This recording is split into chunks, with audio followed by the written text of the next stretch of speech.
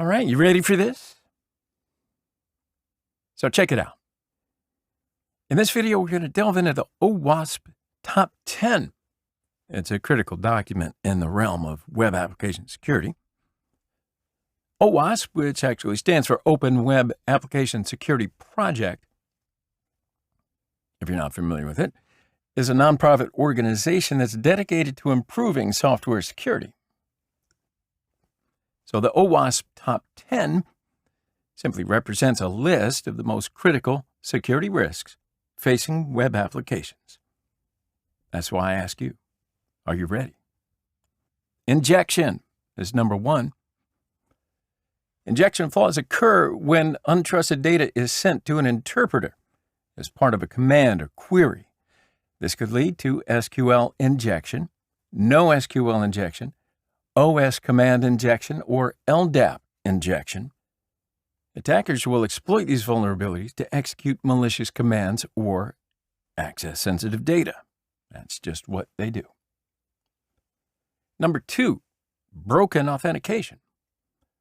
So broken authentication vulnerabilities allow attackers to compromise user accounts, session tokens, or passwords. And this includes issues such as weak password policies, insecure session management, as well as forgotten web pages that remain authenticated. Number 3, sensitive data exposure. So sensitive data exposure occurs when an application exposes sensitive information such as passwords, credit card numbers, personal details to unauthorized users. Now, it often happens due to inadequate encryption, weak security configurations, or even insufficient data masking. Number 4, XML, external entities, XXE. So XML, external entities vulnerabilities, arise when an application processes XML input insecurely, and thereby allowing hackers to exploit outdated XML parsers. Now, by leveraging XXE attacks, adversaries can read local files, perform server-side request forgery, SSRF, or execute remote code. Number 5, broken access control. Broken access control flaws occur when restrictions on what authenticated users can do are not properly enforced. Then attackers exploit these vulnerabilities to gain unauthorized access to resources or even perform privileged actions. 6, security misconfiguration. Indeed, security misconfiguration vulnerabilities arise from insecure default configurations, incomplete or ad hoc configurations, open cloud storage, misconfigured HTTP headers, and verbose error messages. So these misconfigurations can lead to unauthorized access, data exposure, and many other security breaches. Number 7, cross-site scripting, XSS. That's right, XSS, or cross-site scripting. These are vulnerabilities that enable attackers to inject malicious scripts into web pages viewed by other users. Of course, this can lead to various attacks, only some of which include session hijacking, phishing, or defacement of websites. Number 8, insecure deserialization. So insecure deserialization vulnerabilities occur when an application deserializes untrusted data without proper validation. Attackers can then exploit these vulnerabilities to execute arbitrary code, conduct denial of service attacks, or tamper with serialized objects. Number 9, using components with known vulnerabilities. Using components with known vulnerabilities is actually a common issue in software development. Attackers target outdated or vulnerable components to exploit known security flaws and compromise applications. So it's actually crucial to regularly update and patch all software dependencies to mitigate this risk. Finally, we get to number 10, insufficient logging and monitoring.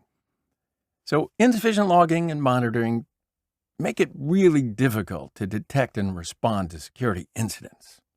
You see, Effective logging and monitoring mechanisms are essential for identifying unauthorized access, suspicious activities, or even potential security breaches.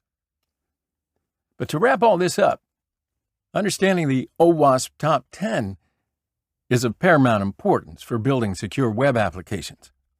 So by addressing just these common security risks, developers and organizations can enhance the resilience of their applications against these growing cyber threats.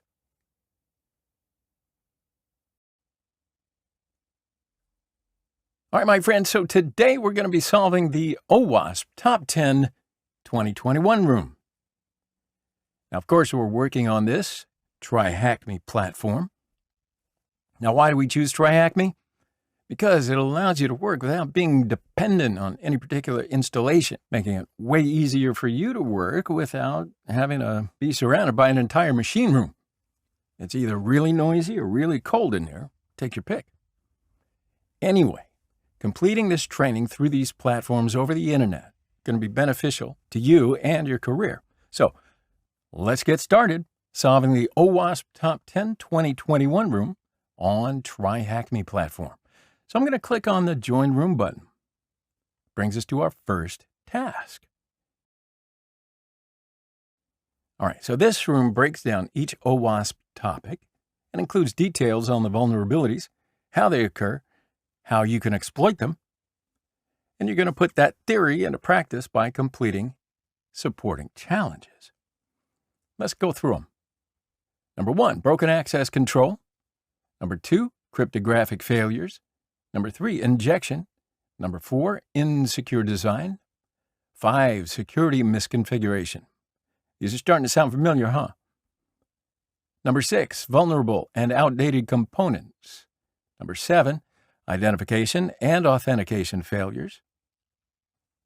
8, software and data integrity failures. 9, security logging and monitoring failures. And number 10, server-side request forgery, also known as SSRF. Now, this room is actually designed for beginners and assumes that you have no previous security knowledge. So I'm going to provide the answer here to my question and move on to task number 2. Now, some of these tasks will have you learn by doing, often through hacking a virtual machine. And here we go. We're going to start the virtual machine by pressing the Start Machine button at the very top up here. Yeah. Now, to access these machines, you need either OpenVPN or Kali. And I'll just provide the answer to the question and move on to task 3. So, websites have pages that are protected from regular visitors. Yeah, it might seem obvious, but for example, only the site's admin user should be able to access a page to manage other users. Now, if a website visitor, just the average random website visitor, can access protected pages that they're not meant to see, that means that the access controls are broken. So a regular visitor being able to access protected pages, major vulnerability, and can lead to being able to view sensitive information from other users, accessing unauthorized functionality, and more. So simply put, broken access control allows attackers to bypass authorization, allowing them to view sensitive data or platform tasks that they're not supposed to. So for example, a vulnerability was found in 2019 where an attacker could get any single frame from a YouTube video marked as private. The researcher who found the vulnerability showed that he could ask for several frames and somewhat reconstruct the video. Since the expectation from a user when marking a video as private would be that nobody had access to it, this was indeed accepted as a broken access control vulnerability. And we'll put in the answer and let's move on to task 4. Before starting to read, I start my attack box. So IDOR, or Insecure Direct Object Reference, actually refers to an access control vulnerability where you can access resources you wouldn't ordinarily be able to see. So this occurs when the programmer exposes a direct object reference, which is just an identifier that refers to specific objects within the server. Now, by object, we could mean a file, a user, a bank account, and a banking application, or, well, anything really. So let's say, for example, we're logging into our bank account, and after correctly authenticating ourselves, we get taken to a URL like this. Now, on the page, we can see all our important bank details. A user would do whatever they need to do and move on their way, thinking nothing is wrong. There is, however, a potentially huge problem here. Anyone may be able to change the ID parameter to something else like 222. And if the site is incorrectly configured, then they'd have access to someone else's bank information. So the application exposes a direct object reference through the ID parameter in the URL. And that points to specific accounts, right? Now, since the application isn't checking if the logged-in user owns the referenced account, an attacker can get sensitive information from other users because of the IDOR vulnerability. You got to notice that direct object references aren't the problem, but rather that the application doesn't validate if the logged-in user should have access to the requested account.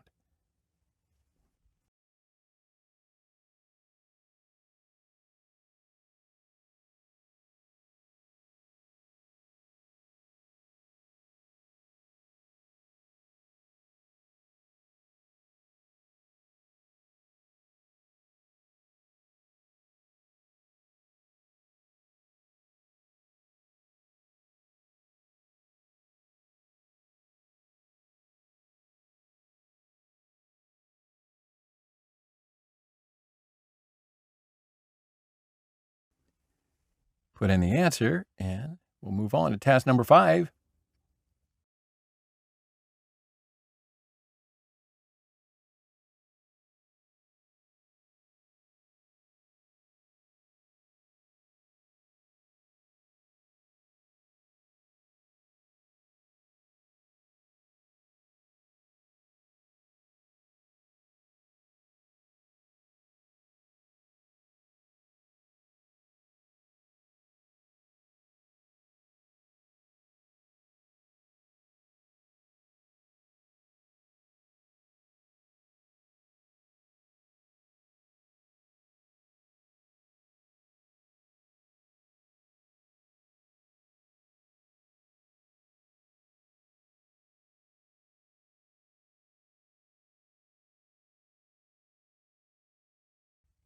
Cryptographic failures. Now, cryptographic failure actually refers to any vulnerability arising from the misuse or lack of use of cryptographic algorithms for protecting sensitive information. In point of fact, web applications require cryptography to provide confidentiality for their users at many levels. But let's take, for a simple example, a secure email application. Now, typically, when you're accessing your email account using a browser, you want to be sure that the communications between you and the server are encrypted, right? That way, any eavesdropper trying to capture your network packets won't be able to recover the content of your email addresses. So when we encrypt the network traffic between the client and server, we usually refer to this as encrypting data in transit. Now, since your emails are stored in some server managed by your provider, it's also desirable that the email provider can't read their client's emails. And to this end, your emails might also be encrypted when stored on the servers. This is referred to as encrypting data at rest. All right, so cryptographic failures often end up in web apps accidentally divulging sensitive data. It's often data directly linked to customers, so that means names and dates of births and financial information and all that. But it could also be more technical information, like usernames and passwords. At more complex levels, taking advantage of some cryptographic failures often involves techniques such as man-in-the-middle attacks.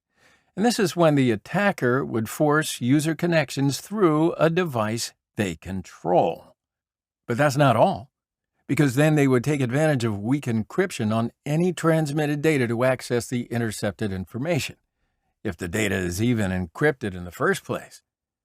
Of course, there are many examples that are much simpler, and vulnerabilities can be found in web apps that can be exploited without advanced networking knowledge.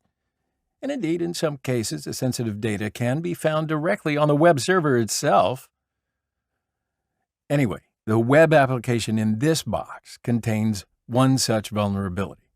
Now, to continue, just read through the supporting material in the following tasks. I'm going to put in the answer to the question and move on to task number 6.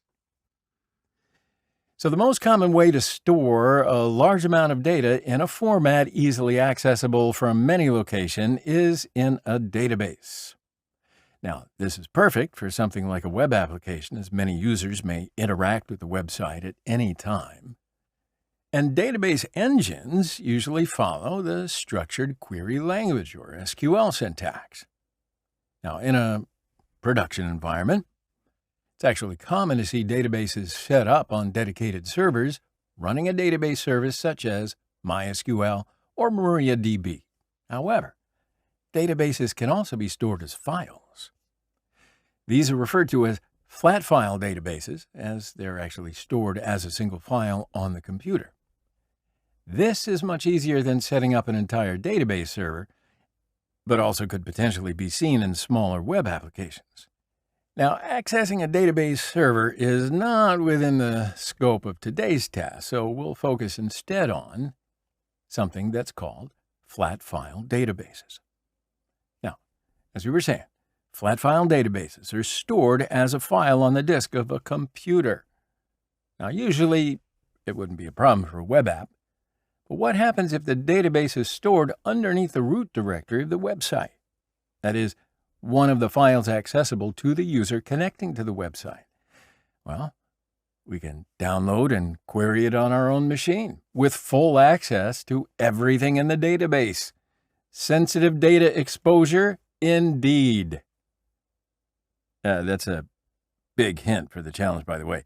So let's briefly cover some of the syntax that we would use to query a flat file database. Now, the most common and the simplest format of a flat file database is an SQLite database. These can be interacted with in most programming languages. They also have a dedicated client for querying them on the command line. The client is called SQLite 3, and it's installed on many Linux distributions by default.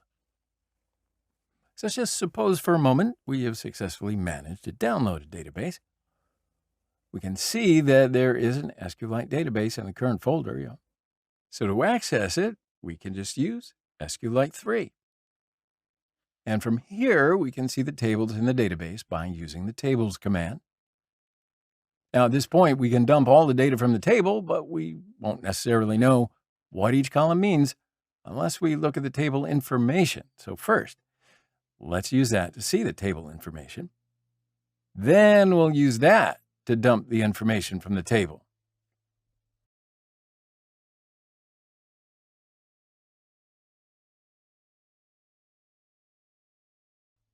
So we can see from the table information that there are 4 columns, and you might just notice this matches up with our results. So I'll provide the answer to the question and move on to task 7. Now, we saw how to query an SQLite database for sensitive information previously, right? We found a collection of password hashes, one for each user. So in this task, we're going to briefly cover how to crack these. Now, when it actually comes to hash cracking, Kali comes pre-installed with a variety of tools. If you know how to use them, then feel free to do so. However, they are actually not within the scope of this material. So instead, we'll be using the online tool, CrackStation. So this website is actually extremely good at cracking weak password hashes. For more complicated hashes, we'd need, more sophisticated tools. However, all of the crackable password hashes used in today's challenge are weak MD5 hashes, which CrackStation should handle very nicely. So when we navigate to the website, we're met with the following interface. Now, it's worth noting that CrackStation works using a massive word list. If the password is not in the word list, then CrackStation won't be able to break the hash. I mean, you understand that. Anyway, this challenge is actually guided, so if CrackStation fails to break a hash in today's box, you can assume that the hash has been successfully designed not to be crackable. All right, so I'll provide the answer to the question and move on to task number 8. So now it's time to put everything that you've learned into practice. And for this challenge, let's connect to the web application to that IP. And it's going to ask us to go to port 81 of this IP. When we go there, we encounter a login page. And we'll click on the hint section, which takes us to the login page. Then we click on Inspect in our browser.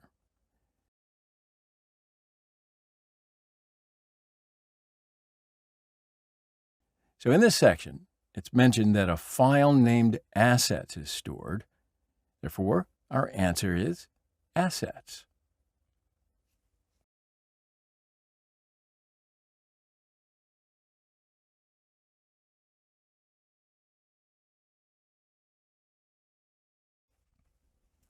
Then we're asked to go to the file we found.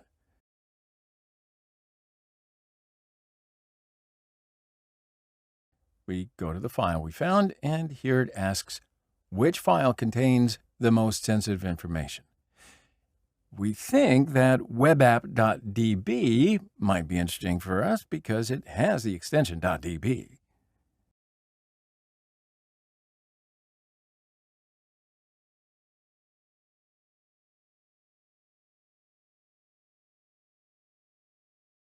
But then it asks for the hash of the password of the admin user.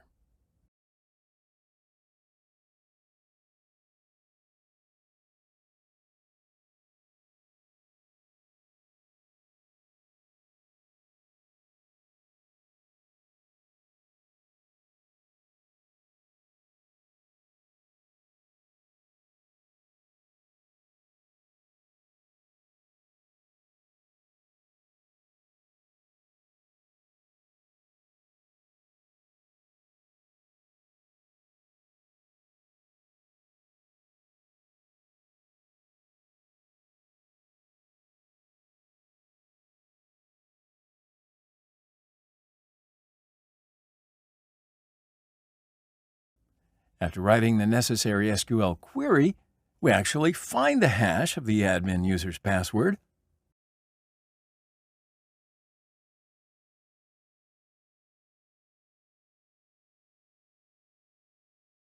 And it asks us to crack the password hash.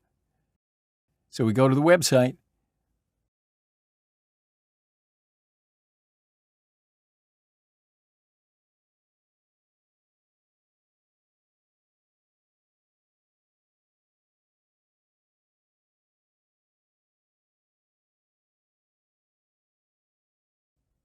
Paste in our hash, and see that our password is revealed. Good, good, good. So we provide our answer and go back to the page.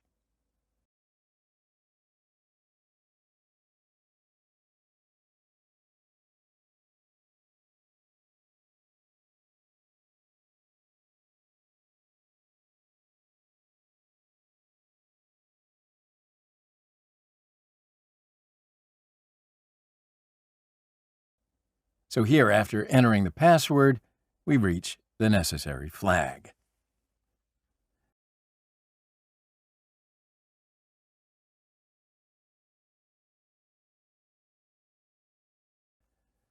Which brings us to task number 9, injection. Now, Injection flaws are very common in applications today. I probably don't need to tell you that. But these flaws occur because the application interprets user-controlled input as commands or parameters. Injection attacks depend on what technologies are used and how these technologies interpret the input. Some more common examples would be SQL injection, and this occurs when user-controlled input is passed to SQL queries. And as a result, an attacker can pass in SQL queries to manipulate the outcome of such queries.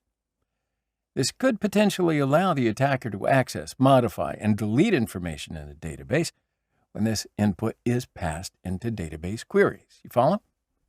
So, yeah, this would actually mean an attacker could steal sensitive information, such as personal details and credentials. Which brings us to command injection, which occurs when user input is passed to system commands. Now, as a result, an attacker can execute arbitrary system commands on application servers, potentially allowing them to access user systems. The main defense for preventing injection attacks is ensuring that user-controlled input is not interpreted as queries or commands. How do you do that? Well, there are different ways of doing this. One is using an allow list. When input is sent to the server, this input is compared to a list of safe inputs or characters. If the input is marked as safe, then it's processed.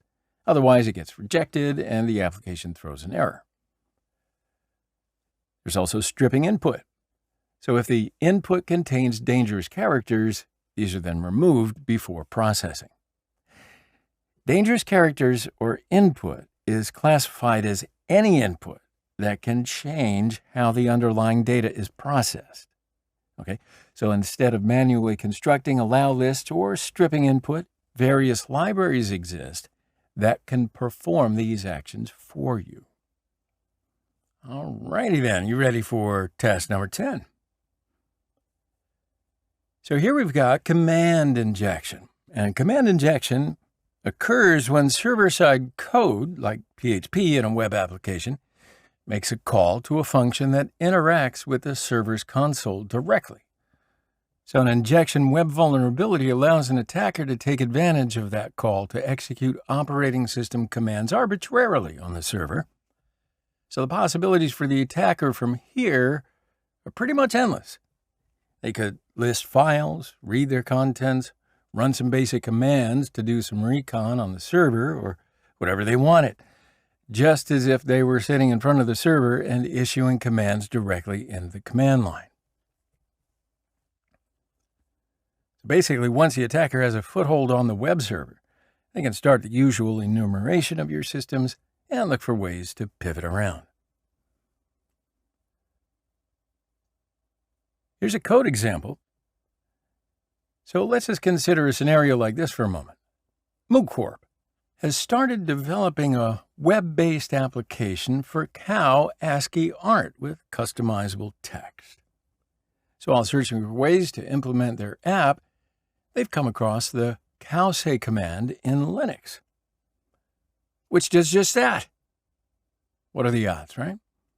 So instead of coding a whole web application and the logic required to make cows talk in ASCII, they decide to write some simple code that calls the cowsay command from the operating system's console and sends back its contents to the website. Let's just peek at the code that they used for their app and see if you can determine why their implementation is vulnerable to command injection. So we're going to go over it right now. So in simple terms, the above snippet will do the following. First, it checks if the parameter mooing is set, and if it is, the variable gets what was passed into the input field. Secondly, it checks if the parameter cow is set, and if it is, the variable $cow gets what was passed through the parameter. Third, the program then executes the function. The pass-through function simply executes a command in the operating system's console and sends the output back to the user's browser. So you can see that our command is formed by concatenating the $cow and the $mooing variables at the end of it. Now, since we can manipulate those variables, we can try injecting additional commands just by using a few simple tricks. Now, you can go ahead and read the docs on pass-through on PHP's website for more information on the function itself. Now that we know how the application works behind the curtains, we'll take advantage of a bash feature called inline commands to abuse the Cowsay server and execute any arbitrary command we want. So bash allows you to run commands within commands. Very useful for many reasons, but in our case, it will be used to inject a command within the Cowsay server to get it executed. Now, in order to execute inline commands, all you need to do is enclose them in this format, just like that. If the console detects an inline command, it'll execute it first and then use the result as the parameter for the outer command. Now check out this example here. It runs whoami as an inline command inside an echo command. So coming back to the Cowsay server, here's what would happen if we send an inline command to the web application. Since the application accepts any input from us, we can inject an inline command which will get executed and used as a parameter for Cowsay, and this will make our cow say whatever the command returns. So in case you're not that familiar with Linux, that's okay. Here are some of the other commands that you might want to try. Whoami, ID, ifconfig/IP address, uname, A, and PS-EF. Now moving on to the questions, it asked me to go to port 82. I can navigate there.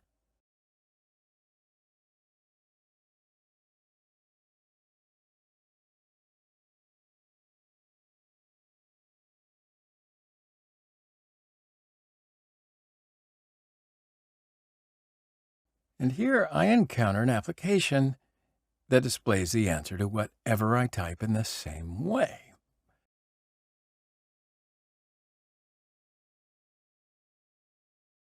So it asks me to run certain commands, which I do.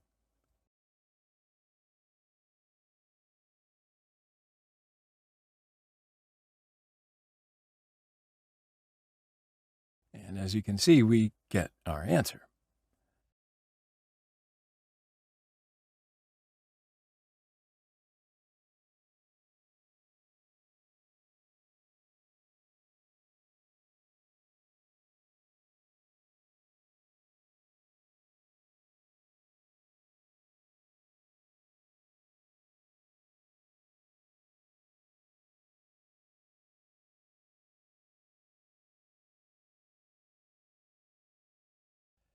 Now, for the other question, it asks how many users there are.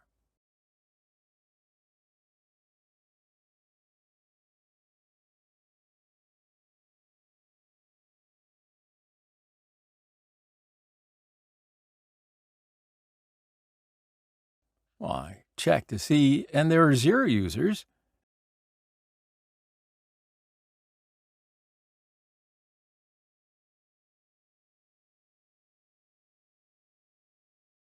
And I notice it's Apache.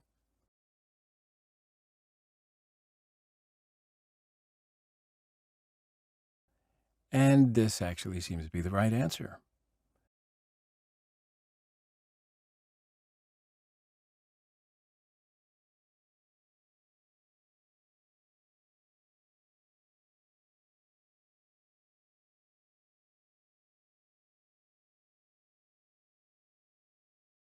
So I click on the clue, and the command that we need to run is provided here.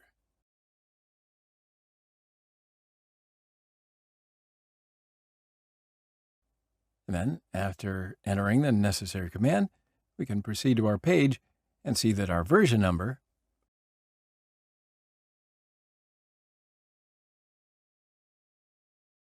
is right here in front of us.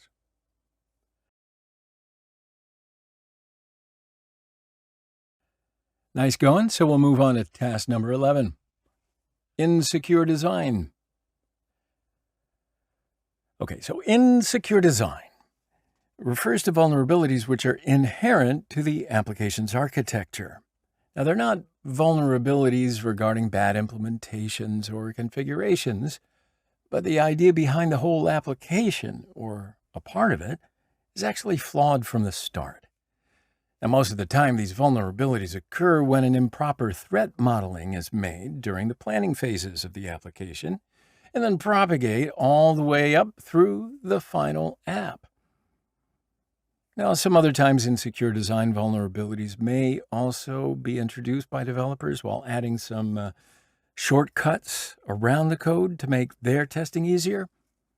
So a developer could, for example, disable the OTP validation in the development phases to quickly test the rest of the app without manually inputting a code at each login, but then forget to re-enable it when sending the application into production.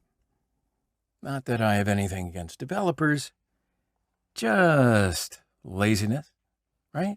You got to double check, triple check. Anyway, moving on.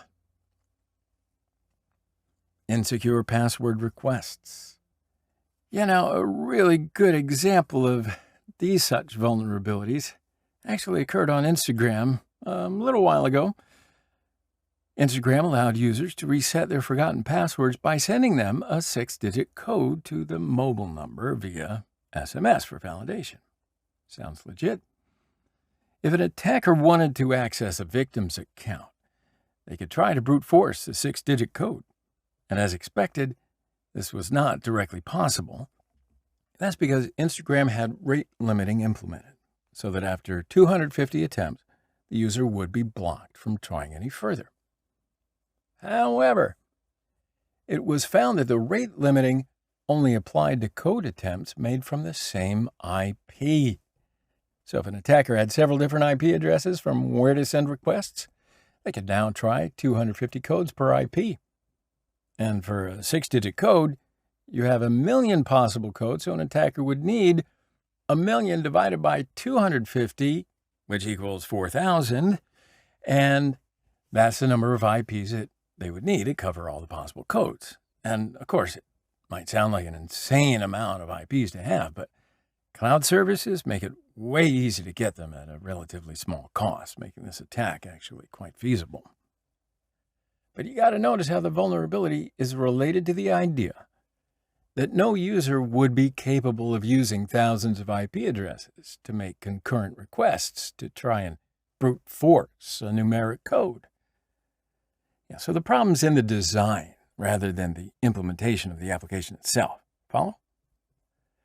Now, since insecure design vulnerabilities are introduced at such an early stage in the development process, resolving them often requires rebuilding the vulnerable part of the application from the ground up, and is usually harder to do than any other simple code-related vulnerability. So that means the best approach to avoid such vulnerabilities is to perform threat modeling at the early stages of the development lifecycle. To get more information on how to implement secure development lifecycles, please be sure to check out the SSDLC room. Now, let's have a look at these questions. And it tells me to go to port 85. I'll navigate there, and it asks me to reset this user's password.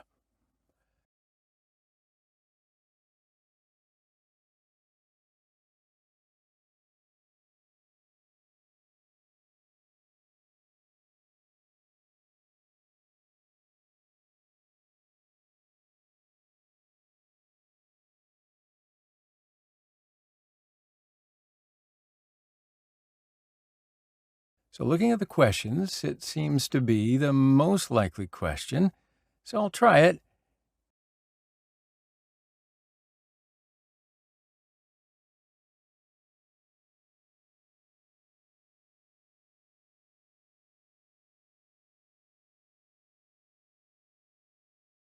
And the answer is that we reset the password.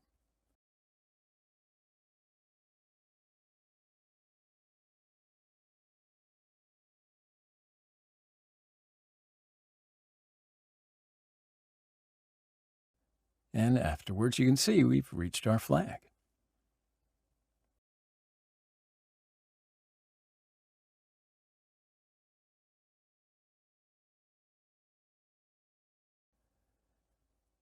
And that brings us to task number 12, security misconfiguration. Surely you remember security misconfigurations are distinct from the other top 10 vulnerabilities because they occur when security could have been appropriately configured but was not.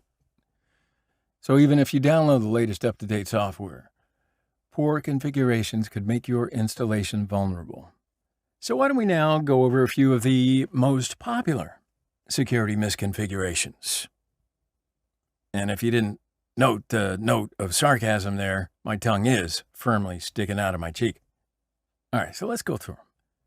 Poorly configured permissions on cloud services like S3 buckets. Having unnecessary features enabled, like services, pages, accounts, or privileges. Also, here's a big one, and I'm really amazed that people still do this.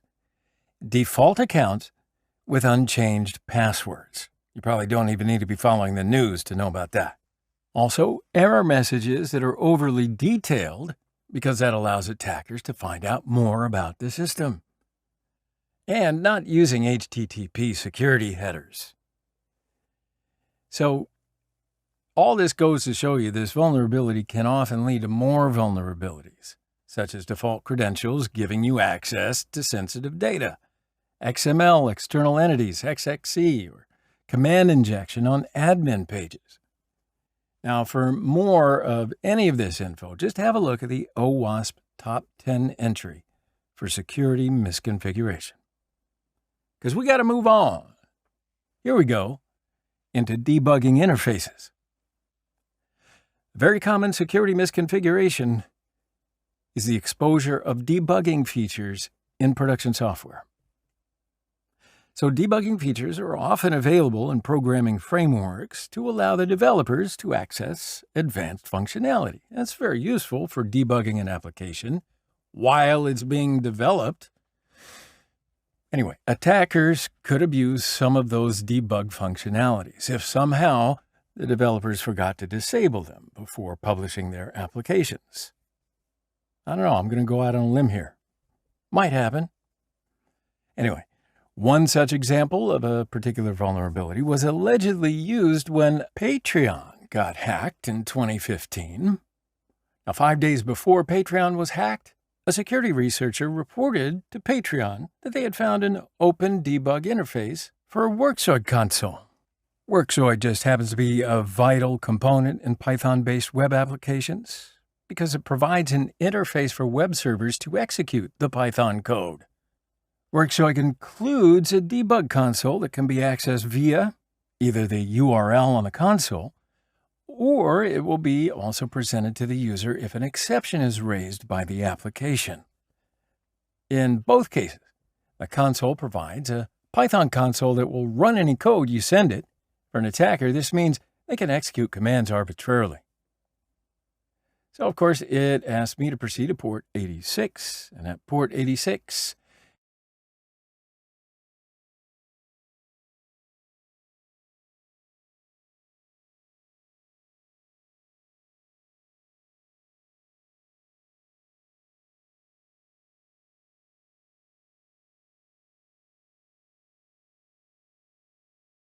it asked me to proceed to the console section.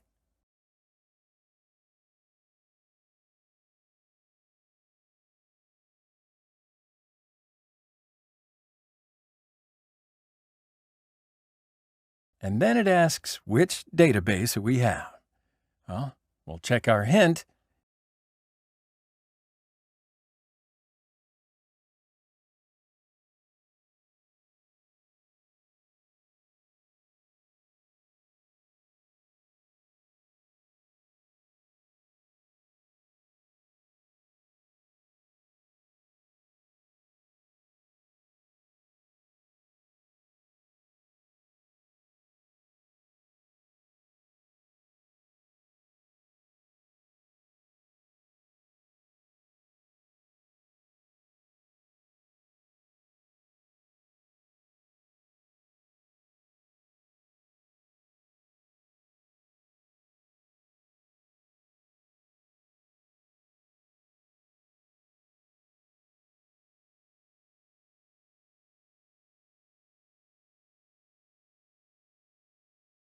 and then run the command catapp.py to reach our flag.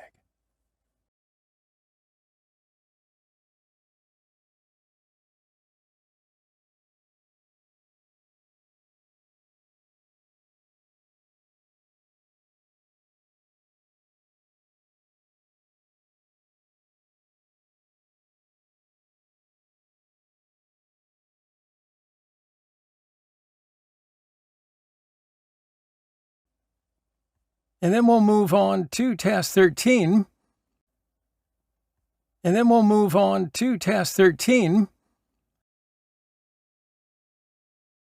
I do tend to get passionate about this because this is really important.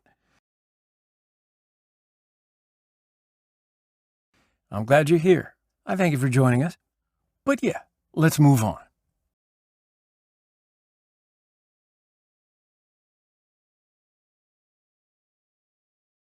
Vulnerable and outdated components. So occasionally, you may find that a company or entity that you're pen testing is using a program with a well-known vulnerability. Yeah. For example, let's say that a company hasn't updated their version of WordPress for a few years. It's happened. And using a tool such as WP Scan, well, you find that it's on version 4.6.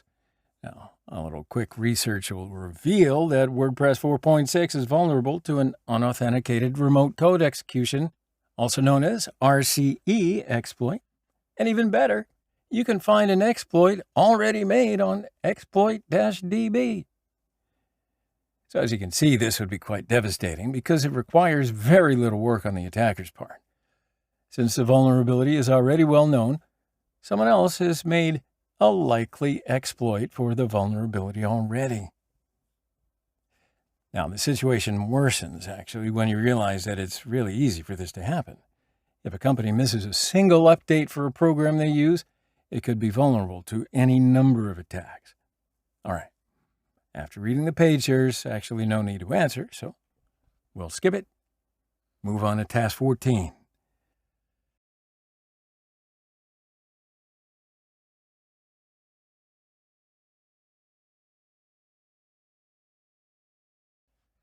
Now, recall that since this is about known vulnerabilities, most of the work's already been done for us, right? So our main job here is to find out the information of the software and research it until we can find an exploit. So, with that in mind, let's go through an example web application. So what do we know? This server has the default page for the Nostromo web server. Now that we have a version number and a software name, we can use exploit-db to try and find an exploit for this particular version. So let's have a look at the table. Oh, shut the front door! The top result just happens to be an exploit script. Wow, lucky for us. So we'll download it and try to get code execution. Running the script on its own actually teaches us a very important lesson. So exploits that you download from the internet might not work the first time. It helps to understand the programming language the script is in, so that if you need to, you can always fix any bugs or make any modifications, as quite a few scripts on exploit-db expect you to make modifications. All right, now that that's done, fortunately, the error was caused by a line that should have been commented out, so that was an easy fix. Boom! Would you look at this? We now have RCE. Now, it is important to note that most scripts will tell you what arguments you need to provide. Exploit developers will rarely make you read potentially hundreds of lines of code just to figure out how to use the script. But it's also worth noting it might not always be this easy. So sometimes you'll just be given a version number, like in this case, but other times you might need to dig a little through the HTML source or even take a lucky guess on an exploit script. But come on, realistically, if it's a known vulnerability, there's probably a way to discover what version the application's running. But that, my friends, is really it. The great thing about this piece of the OWASP Top 10 is that the work is already done for us. We just need to do some basic research, and as a penetration tester, you're already doing that quite a bit. Okay, so after reading, there's actually no need for an answer. We'll move on to task 15. Navigate to IP where you'll find a vulnerable application. All the information you need to exploit can be found online. Excellent, so let's do it. So it asked me to go to port 84 on the target IP.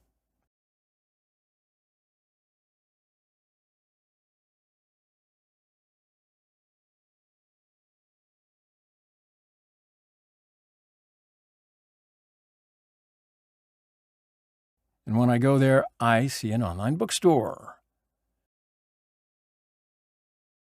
Well, therefore, what I need to do is go to ExploitDB and search for a suitable exploit, right?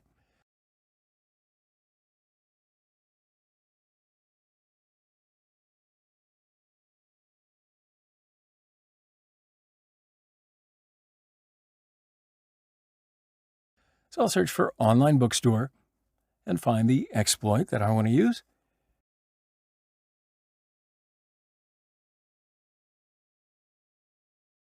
I'll download it.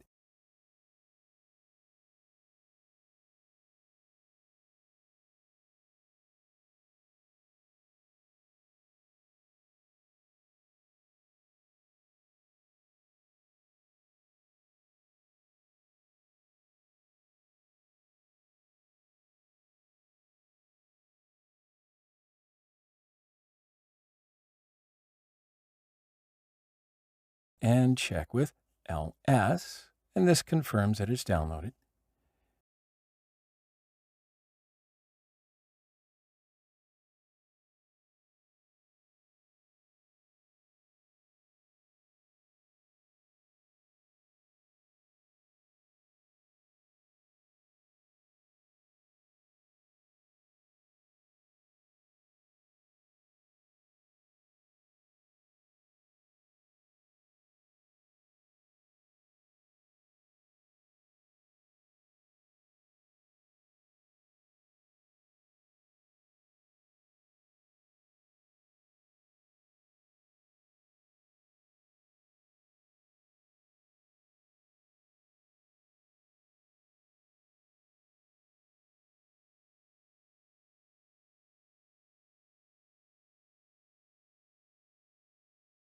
Now, after obtaining a shell, it asks us to read the flag inside the opt directory.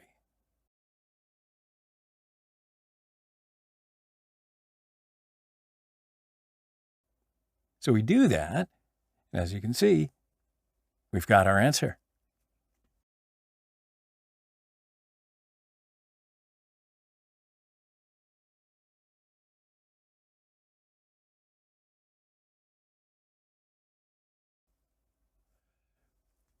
Moving on to task 16, regarding authentication and session management. Yeah, authentication and session management constitute core components of modern web applications. Authentication allows users to gain access to web applications by verifying their identities. The most common form of authentication is using a username and password mechanism. So a user would enter their credentials and the server would verify them, right? You know the drill. The server would then provide the user's browser with a session cookie if they are correct, and a session cookie is needed because web servers use HTTPS to communicate, which is stateless.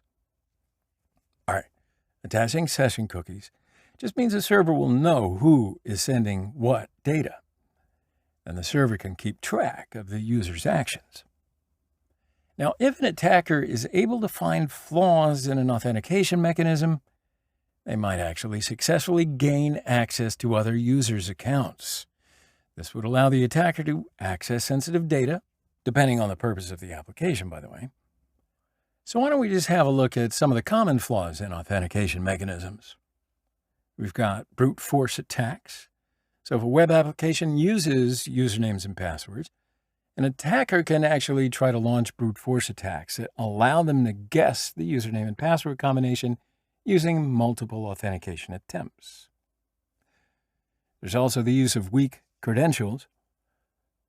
Web applications should set strong password policies. If applications allow users to set passwords such as password 1 or common passwords that, range from stupid to stupider, an attacker can easily guess them and access user accounts.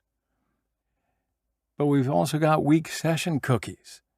And the session cookies are how the server keeps track of users. You remember that from as we were going through it before. So if session cookies contain predictable values, attackers can set their own session cookies and access users' accounts. Now, sure, there can be various mitigation for broken authentication mechanisms, depending on the exact flaw. So to avoid password guessing attacks, ensure that the application enforces a strong password policy.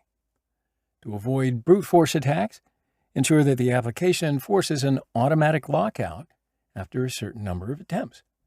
So this would prevent an attacker from launching more brute force attacks. But remember Instagram. Implement multi-factor authentication. So if a user has multiple authentication methods, for example, using a username and password and receiving a code on their mobile device, that's going to make it way more difficult for an attacker to get both the password and the code to access the account. All right, no need for this one again? Complete. So, moving on to 17.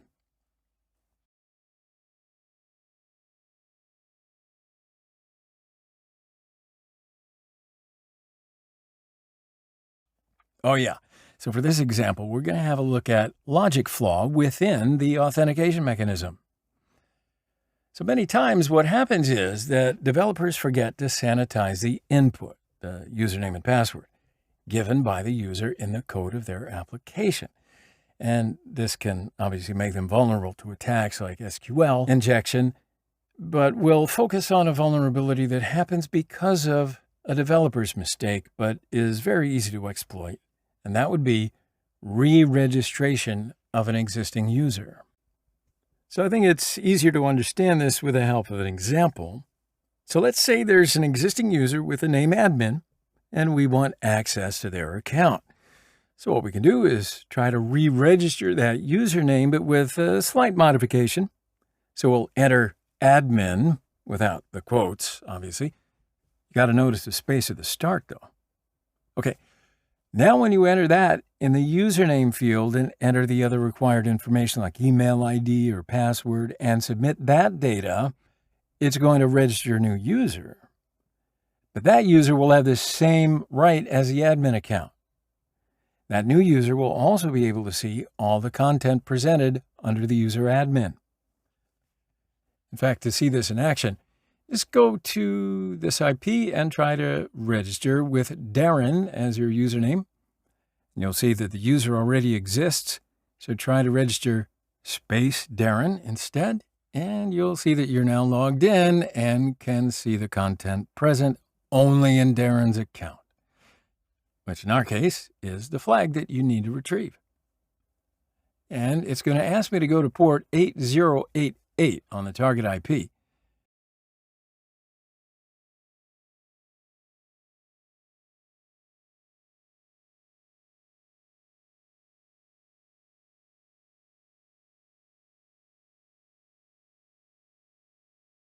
When I try to sign up with the username Darren here, it tells me that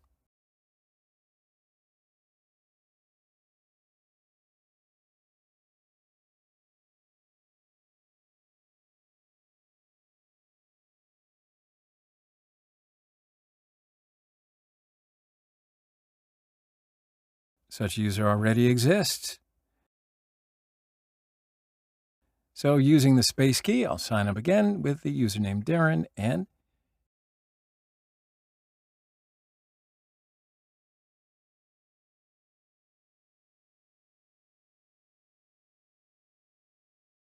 now I can access Darren's files.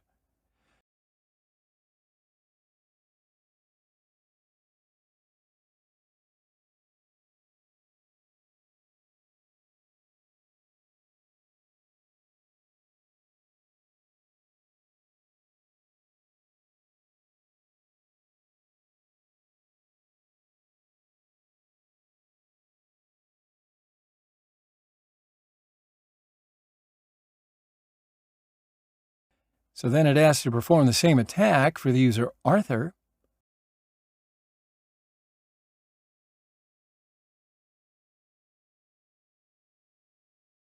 And after applying the same steps,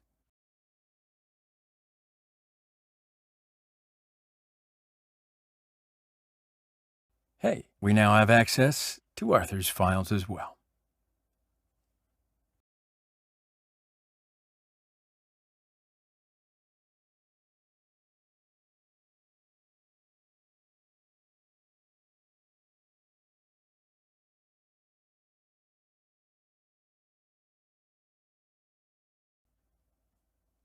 So task 18 actually asks quite a deep and philosophical question. What is integrity?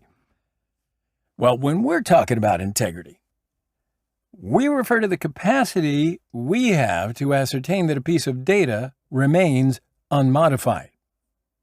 Integrity happens to be essential in cybersecurity as we care about maintaining important data free from unwanted or malicious modifications.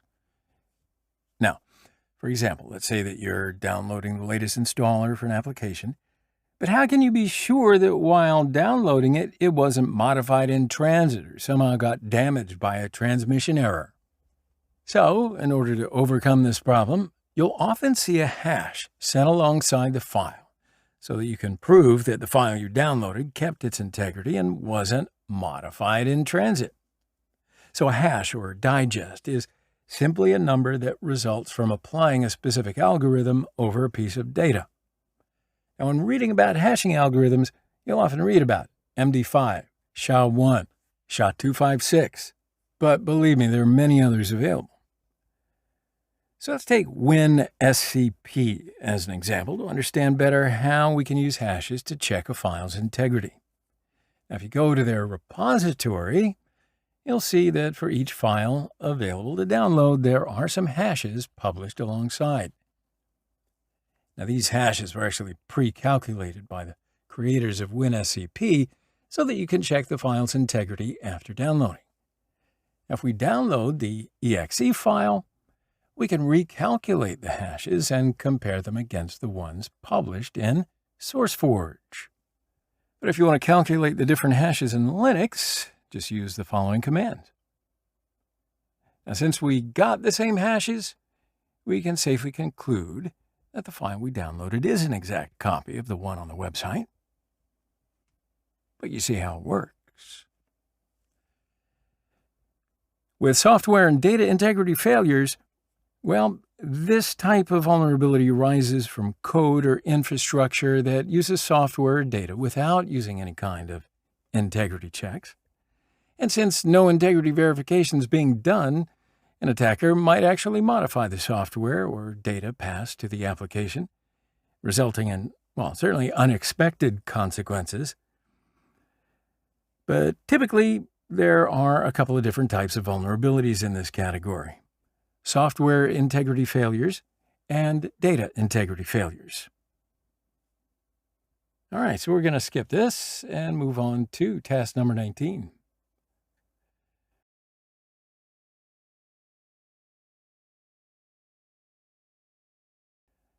Software integrity failures, you bet.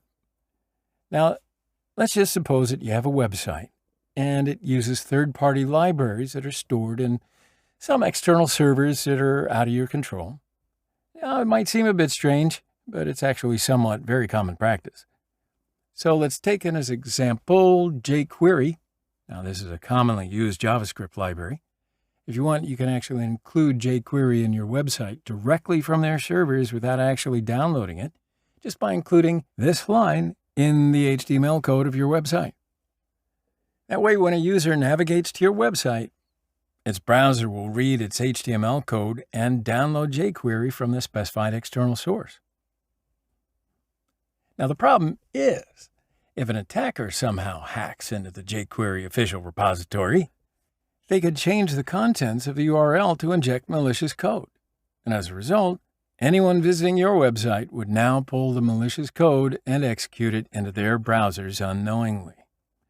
So it's a software integrity failure, as your website makes no checks against a third-party library to see if it's changed. Now, modern browsers actually allow you to specify a hash along with the library's URL so that the library code is executed only if the hash of the downloaded file matches the expected value. The security mechanism is called Sub-Resource Integrity, or SRI, and you can read more about it here. Now, the correct way to insert the library in your HTML code would be to use SRI and include an integrity hash, so that if somehow an attacker is able to modify the library, any client navigating through your website won't execute the modified version. So here's what that looks like in HTML. Now, you can go to that website to generate hashes for any library whenever you need to. So I'm going to go to the page it provides.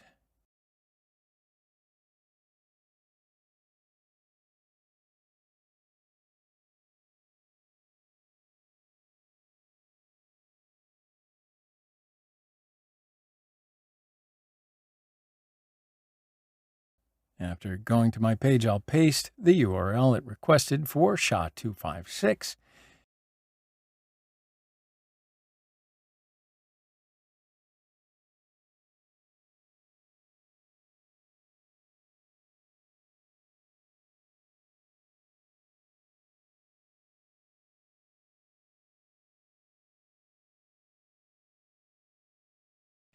And I see my answer.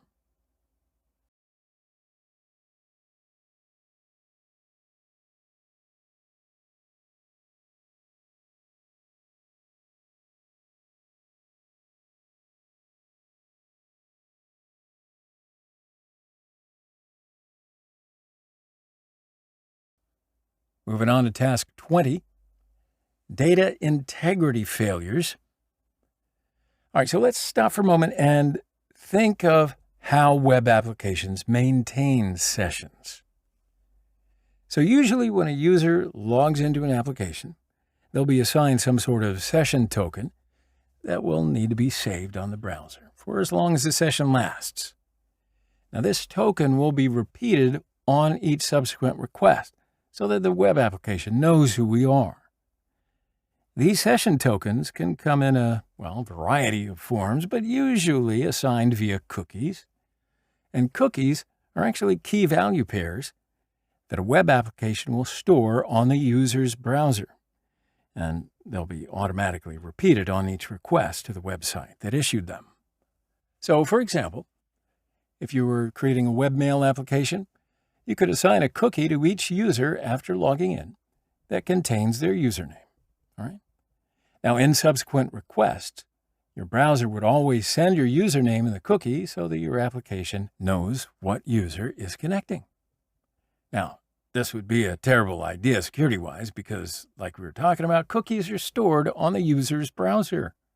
So if a user tampers with a cookie in any way and changes the username, well, they could potentially impersonate someone else and read their emails, and worse. So this application would suffer from a data integrity failure, though. That's the point, because it trusts data that an attacker can tamper with. All right, so one solution to this would be to use some integrity mechanism to guarantee that the cookie hasn't been altered by the user. Now, to avoid reinventing the wheel, we could use some token implementations that allow you to do this and deal with all of the cryptography to provide proof of integrity without you having to bother with it. One such implementation is JSON Web Tokens, or JWT. Now, JWTs are actually very simple tokens, but they allow you to store key value pairs on a token that provides integrity as part of the token. So the idea here is that you can generate tokens that you can give your users with the certainty that they won't be able to alter the key value pairs and then pass the integrity check. Let's have a look at the structure of a JWT because it's formed of three different parts. The header contains metadata indicating this is a JWT, and the signing algorithm in use is HS256. The payload contains the key value pairs with the data that the web application wants the client to store. The signature is similar to a hash taken to verify the payload's integrity. Now, if you change the payload, the web application can verify that the signature won't match the payload and knows that you tampered with the JWT. See, so unlike a simple hash, this signature involves the use of a secret key held by the server only, which means that if you change the payload, you won't be able to generate the matching signature unless you know that secret key. Now notice here, though, that the 3 parts of the token is simply plain text encoded with base64. So you can actually use this online tool to decode base64. Yeah, so go ahead and try decoding the header and payload of the following token. JWT and the none algorithm. So a data integrity failure vulnerability was present on some machines implementing JWTs a while ago. And as we've seen, JWT implements a signature to validate the integrity of the payload data. The vulnerable libraries allowed attackers to bypass the signature validation by changing these 2 things in a JWT. Modify the header section of the token so that the header would contain the value none. Remove the signature part. Now, taking the JWT from before as an example, if we wanted to change the payload so that the username becomes admin and no signature check is done, we would have to decode the header and payload, modify them as needed, and encode them back again. Notice how we removed the signature part but kept the dot at the end?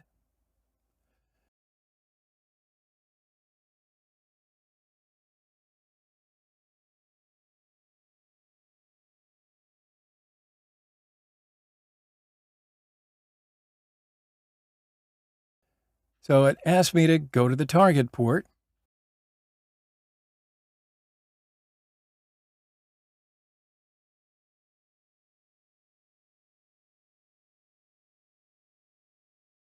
And as you can see, the password for the guest user is still guest.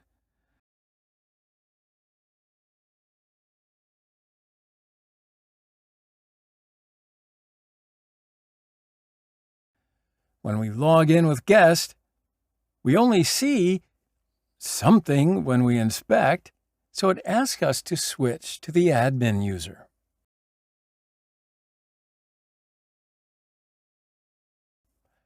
For that, I'll be working on my computer.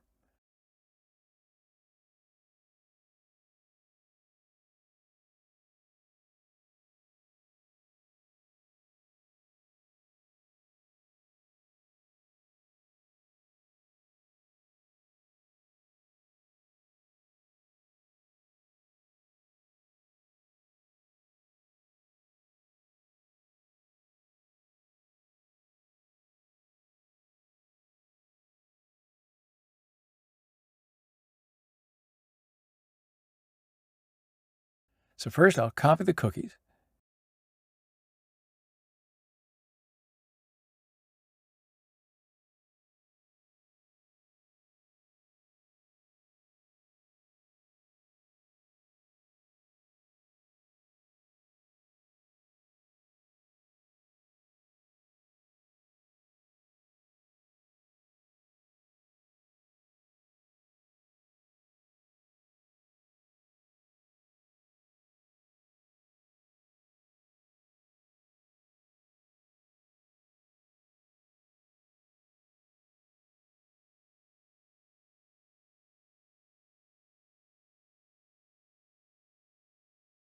Then I'll encode and decode them.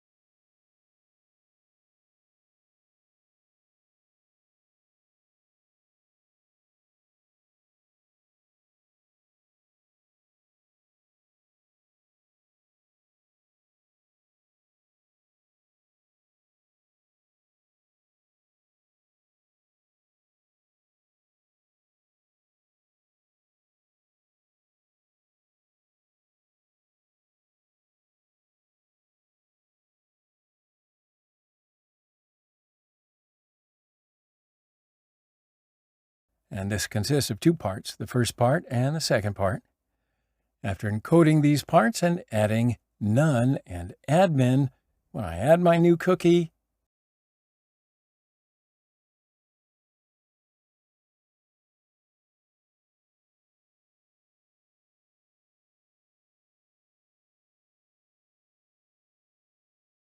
as you can see, I reach my flag. And since I've obtained my flag, I can provide the answer.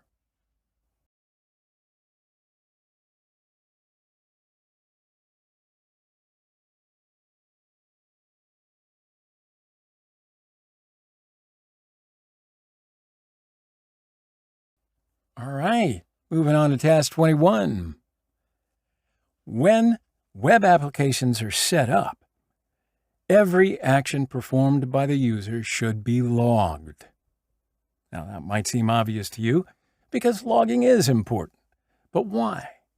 Well, in the event of any kind of incident, the attacker's activities can be traced. So once their actions are traced, their risk and impact can be determined and perhaps even mitigated. But without any logging, there would be no way to tell what actions were performed by an attacker if they gain access to particular web applications.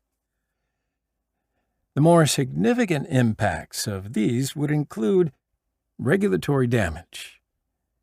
So if an attacker has gained access to personally identifiable user information and there's no record of this, final users are affected and the application owners may be subject to fines or more severe actions depending on regulations. Risk of further attacks. So an attacker's presence may go undetected without logging.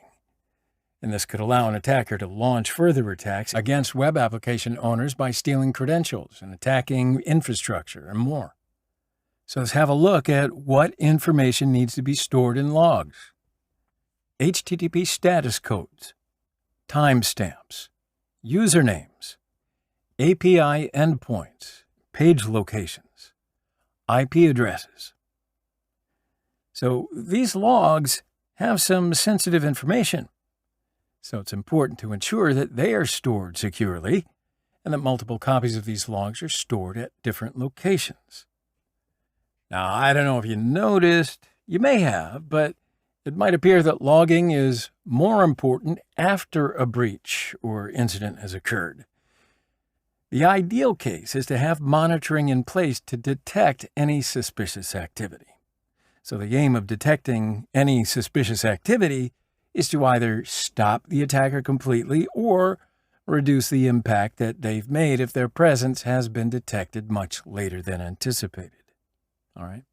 Now, common examples of suspicious activity include multiple unauthorized attempts for a particular action, usually authentication attempts or access to unauthorized resources, admin pages and the like. Requests from anomalous IP addresses or locations.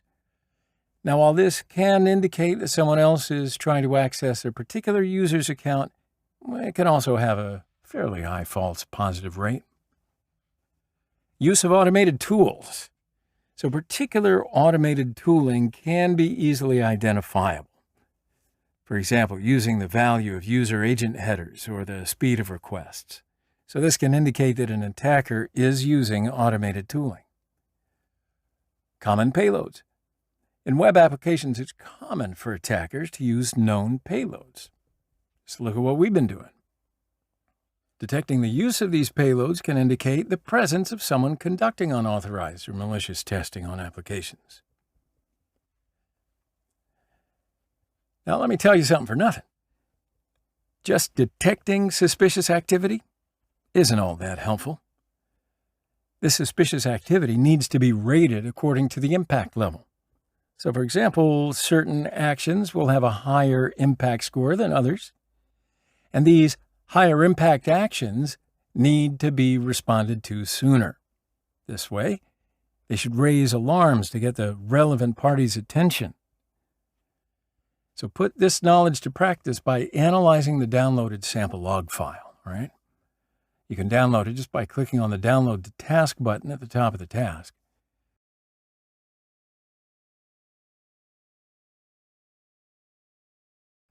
But after downloading and opening our task file,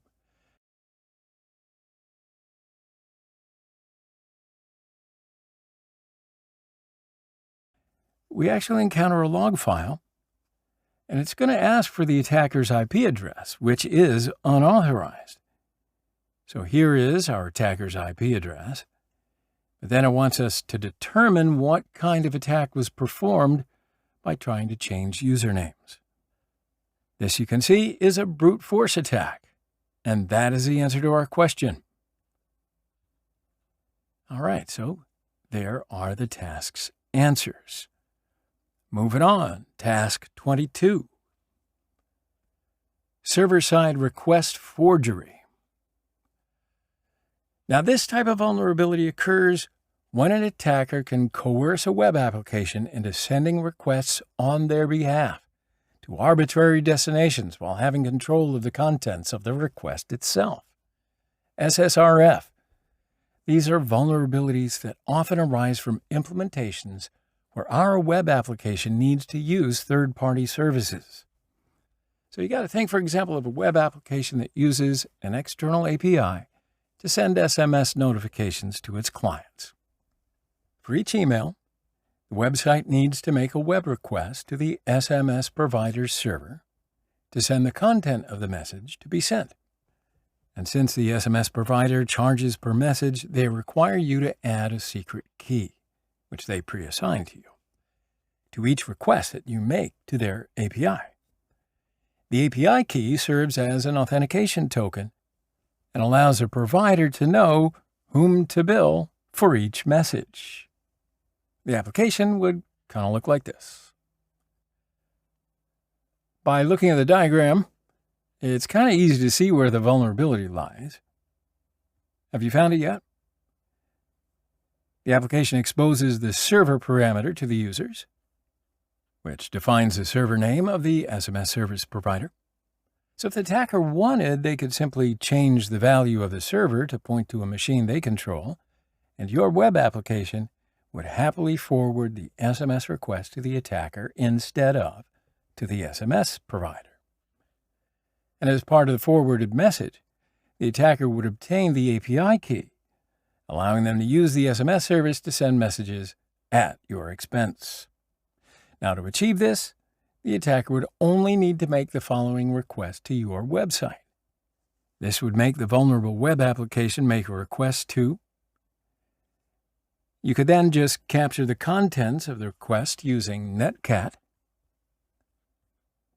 But this is a really basic case of SSRF, and if this doesn't look that scary, SSF can actually be used to do way more. But in general, depending on the specifics of each scenario, SSRF is very useful for enumerating internal networks, including IP addresses and ports. You can also abuse trust relationships between servers and gain access to otherwise restricted services. Also, interact with some non-HTTP services to get remote code execution, that dreaded RCE. So why don't we quickly take a look at how we can use SSRF to abuse some trust relationships. All right, so it asks us to go to this port.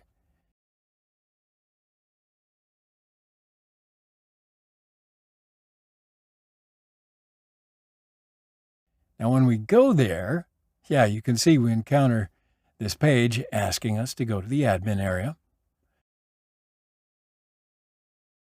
When we go to the admin area, we see that only local hosts can access it. So our answer, of course, will be localhost. Then, when we carefully examine the download resume section on our page,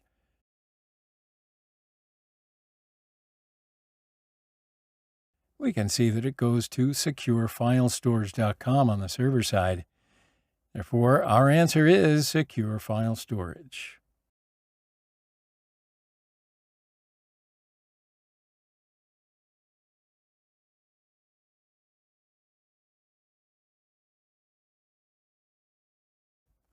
Next, it asks us to perform an SSRF attack. So what we need to do is copy the part that you see replace the secure file storage part with our IP address.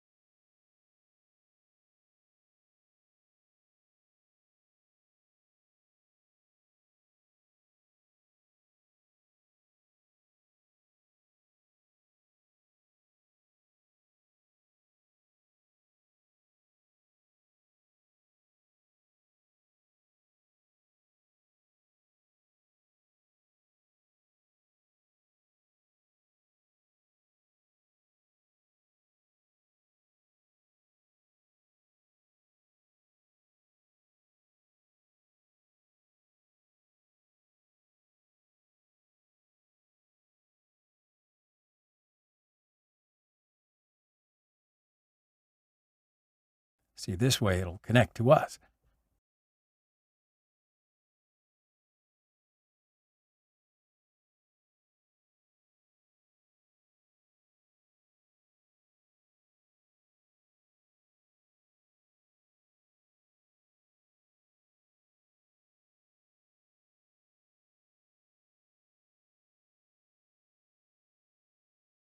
Of course, before that, we're going to need to create a listener with netcat.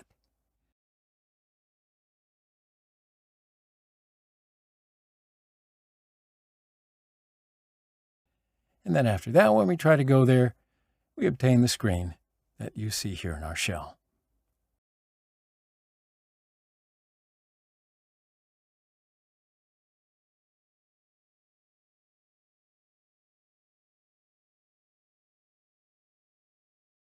And then when we come here and paste our necessary flag,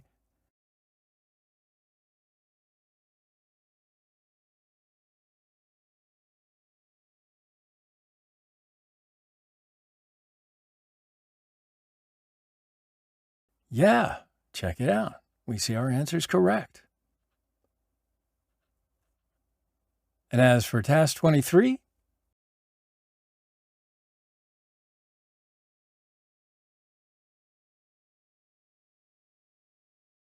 well, yes, indeed, my friends.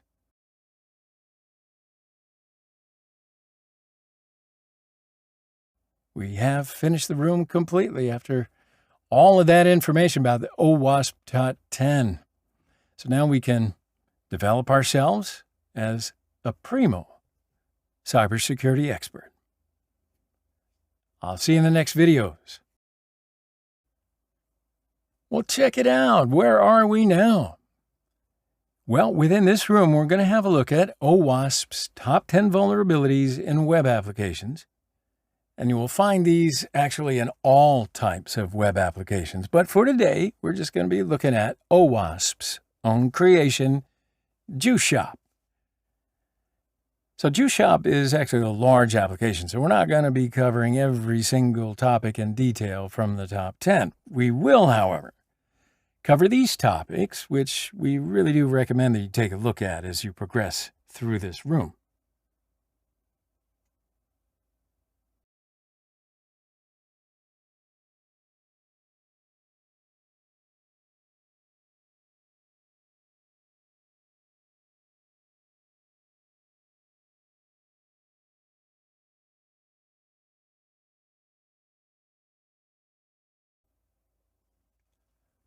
Injection, broken authentication, sensitive data exposure, broken access control, cross-site scripting, also known as XSS.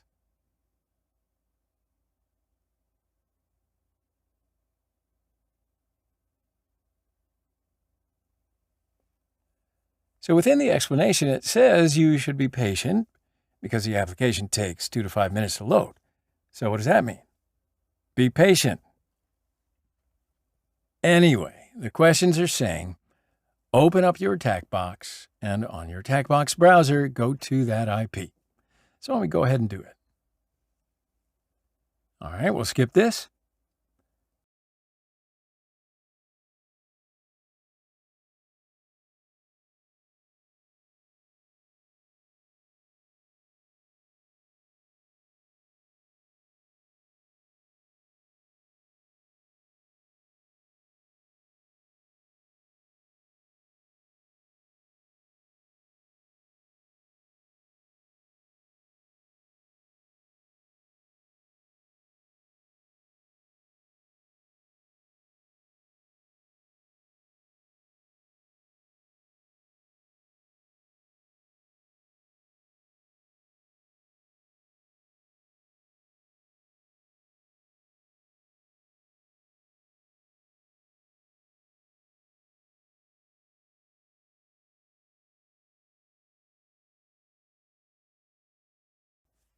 Now, before we get into the actual hacking part, it's a real good idea to have a look around. Now, in Burp, you got to set the intercept mode to off and then browse around the site. This allows Burp to log different requests from the server that may be helpful later. Just a hint.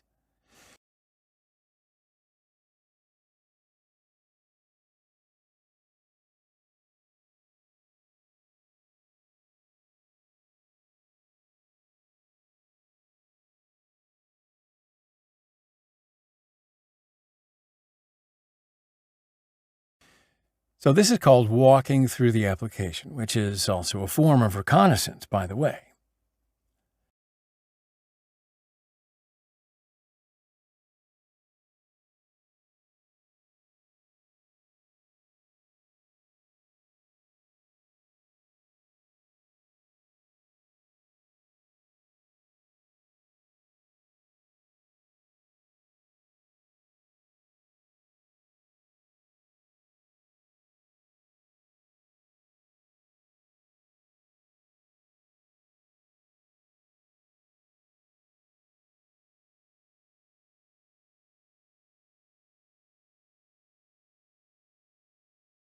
So the reviews show each user's email address, which by clicking on the apple juice product shows us the admin email.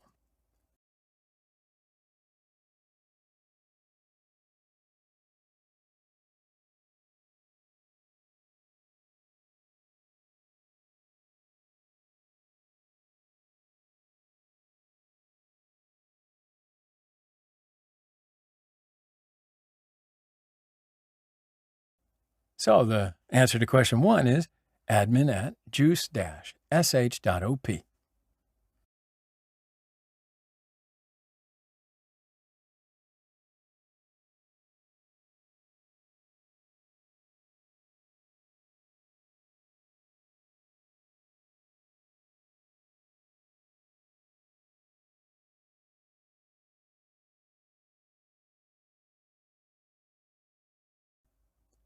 Right, so click on the magnifying glass in the top right of the application.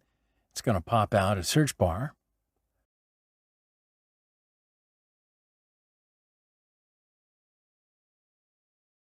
We can then input some text, and by pressing enter, we'll be able to search for the text which was just put in there.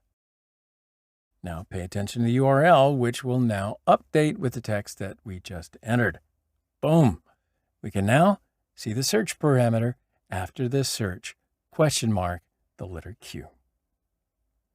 So the answer to question number 2 is Q. Very good. Now, Jim did a review on the green smoothie product, and we can see that, well, he mentions a replicator. So if we Google replicator, we'll get the results indicating that it is from a TV show called Star Trek, if you didn't know that already. But the answer to question 3 actually should be Star Trek.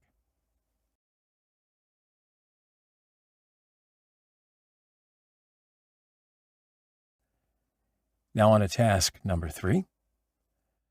All right, so this task will be focusing on injection vulnerabilities.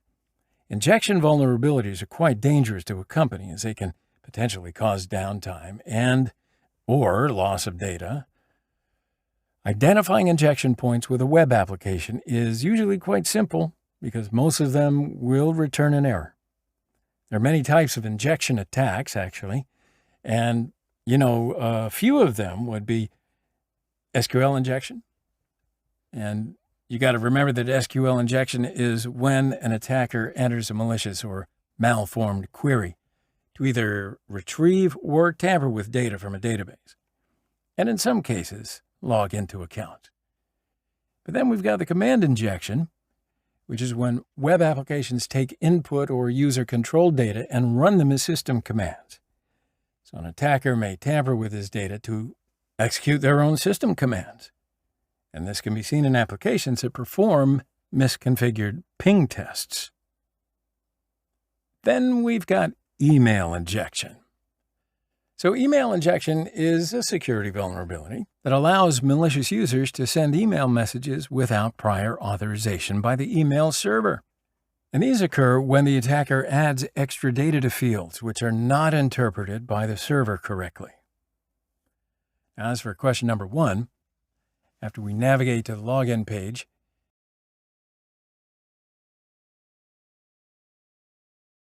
enter some data into the email and password fields.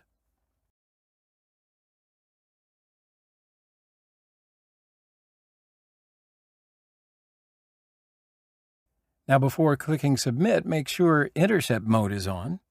So this will allow us to see that data being sent to the server. And now let's change the A next to the email to this code and forward it to the server.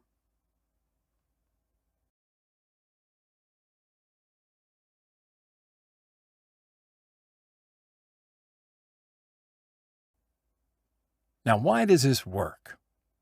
So you see the character, that single quote, will close the brackets in an SQL query. Or, in an SQL statement, will return true if either side of it is true, as in 1 equals 1 is always true. Well, the whole statement's going to be true.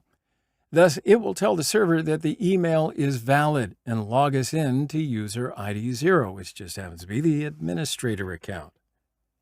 So it turns out these signs are used in SQL to comment out data. Any restrictions on the login will no longer work as they are interpreted as a comment. This is just like the hash and the // comment in Python and JavaScript, respectively.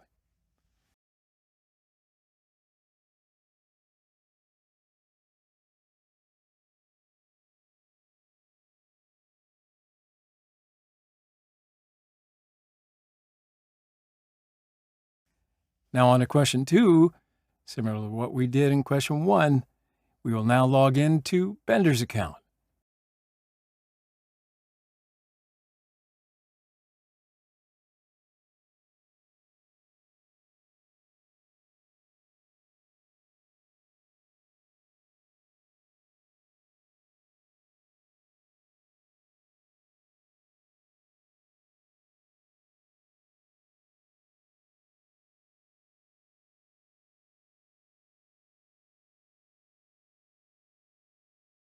Capture the login request again. But this time we will put bender@juicesh.op-- as the email.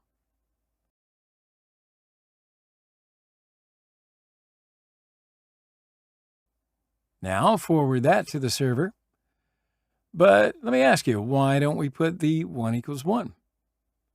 Well, as the email address is valid, which will return true, we do not need to force it to be true. That way, we're just able to use the / to bypass a login system. Now, note that 1 equals 1 can be used when the email or username is not known or invalid.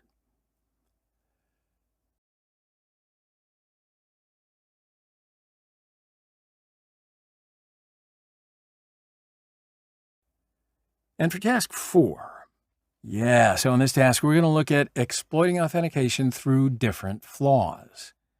Now, when talking about flaws within authentication, we include mechanisms that are vulnerable to manipulation. So these mechanisms here on the screen are what we'll be exploiting. Weak passwords in high-privileged accounts, forgotten password pages. So question 1, we have used SQL injection to log into the administrator account, but we still don't know the password. Why don't we try a brute force attack?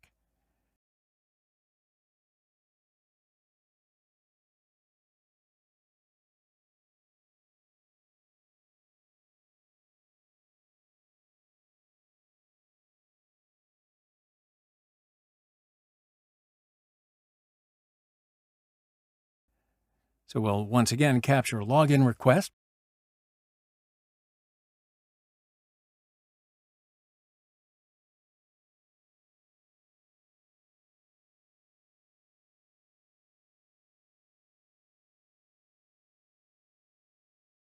But instead of sending it through the proxy, we're going to send it to intruder.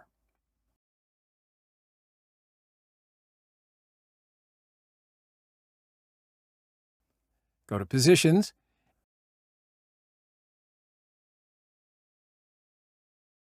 and then select the Clear the Sign button.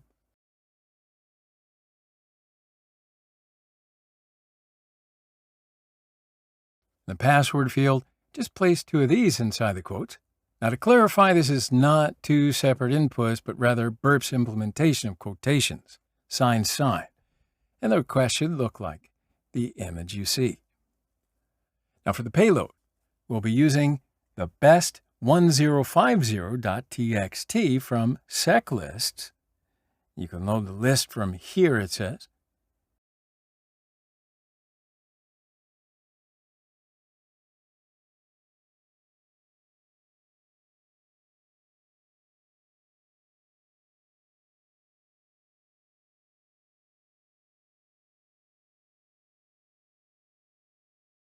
And once a file is loaded into Burp, start the attack. And you'll want to filter for the request by status. A failed request will receive a 401 unauthorized, whereas a successful request will return a 200 OK.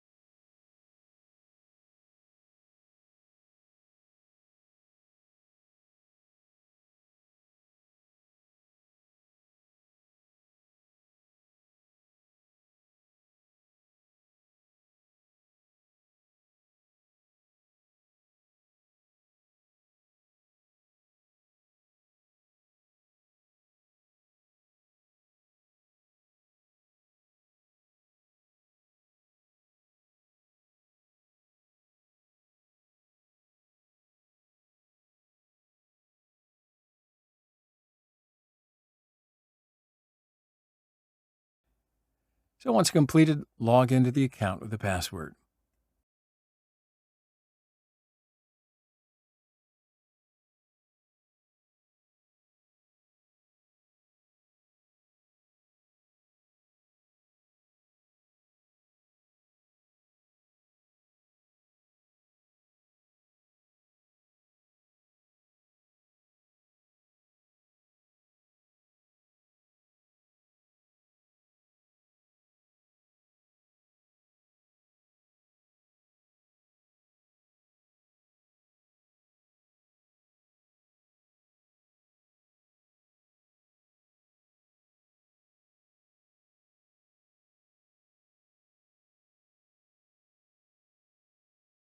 Question 2. Believe it or not, the reset password mechanism can also be exploited. So when input into the email field in the Forgot Password page, Jim's security question is set to your eldest sibling's middle name.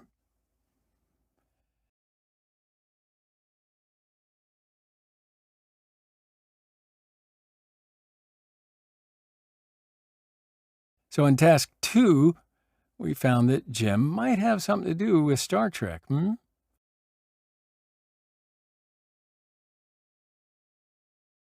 So Googling Jim Star Trek gives us an entire wiki page for James T. Kirk from Star Trek. Looks like his brother's middle name is Samuel. So inputting that into the Forgot Password page allows you to successfully change his password. Yeah, so you can here change it to anything you want.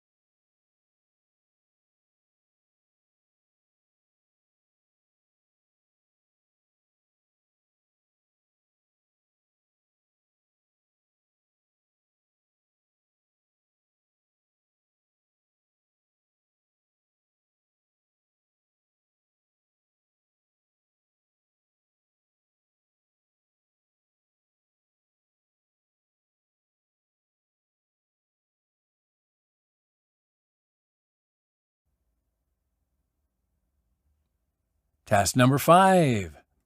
A web application should store and transmit sensitive data safely and securely.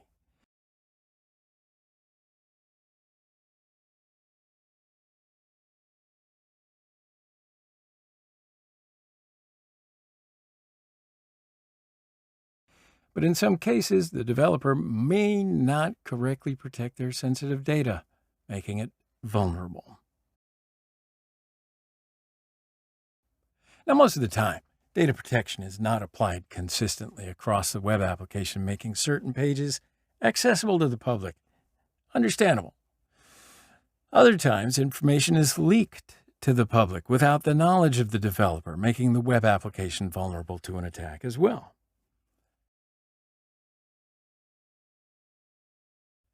So question number 1, navigate to the About Us page and hover over the Check Out Our Terms of Use.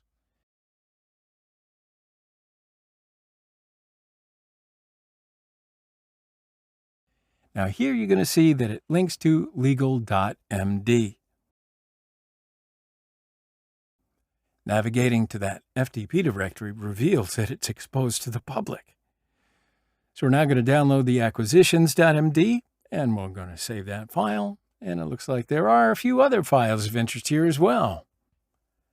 Then after downloading it, just navigate to the home page and get your flag.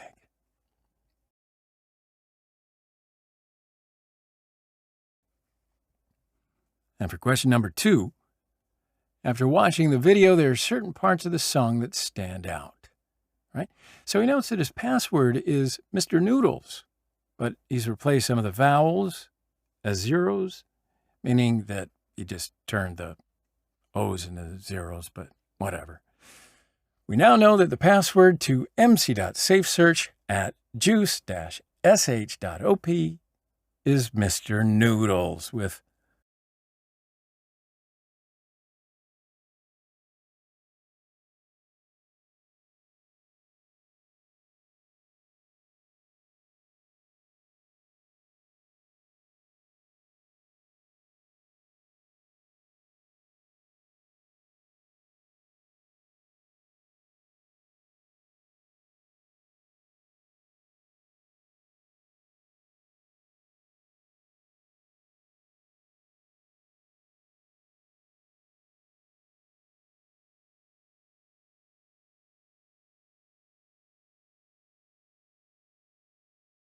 double zeros instead of double O's.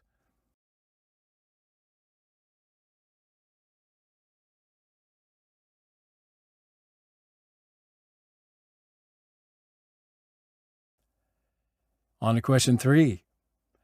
We now go back to the FTP folder and try to download package.json.back, but it seems that we're met with a 403, which simply states that only .md and .pdf files can be downloaded. Well, to get around this, all we need to do is use a character bypass called Poison Null Byte. You've not used that before? Well, a poison null byte looks like this. %00. Now you got a note here. As we can download it using the URL, we'll need to encode this into a URL encoded format. So the poison null byte will now look like this.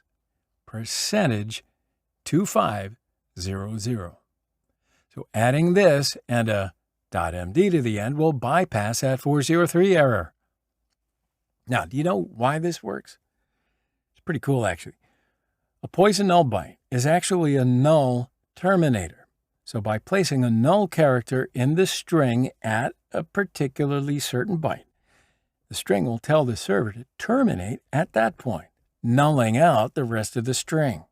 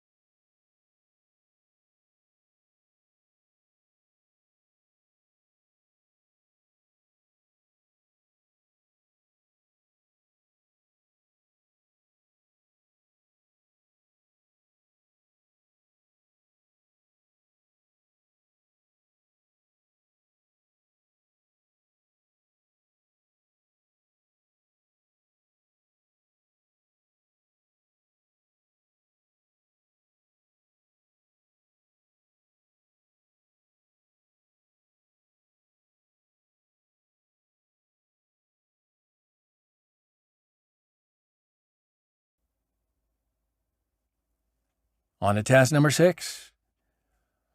Modern-day systems will allow for multiple users to have access to different pages. Makes sense?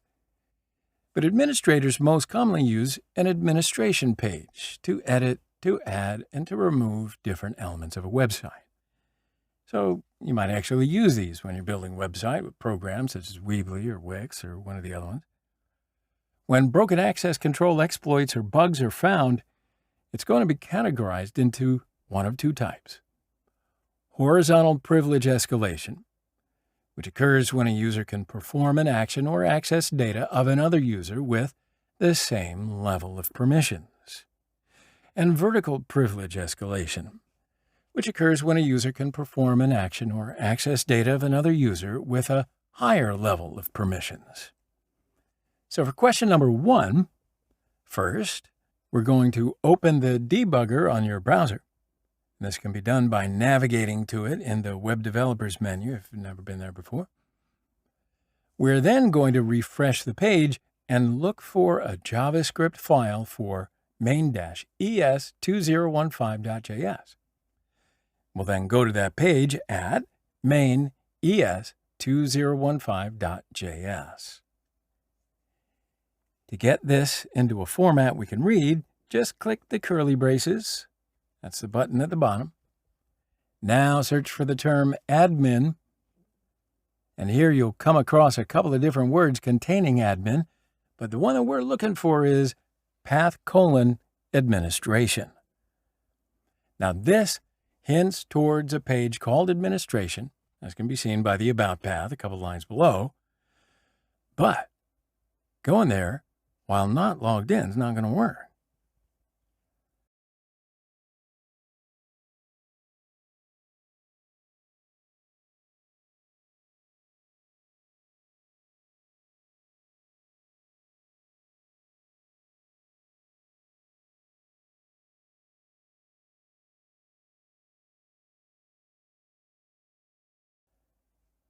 So because this is an administrator page, doesn't it make sense that we need to be in the admin account in order to view it?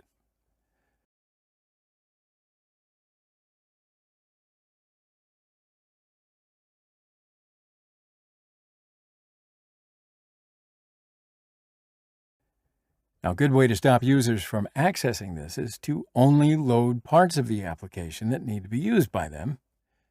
This stops sensitive information, such as an admin page, from being leaked or viewed.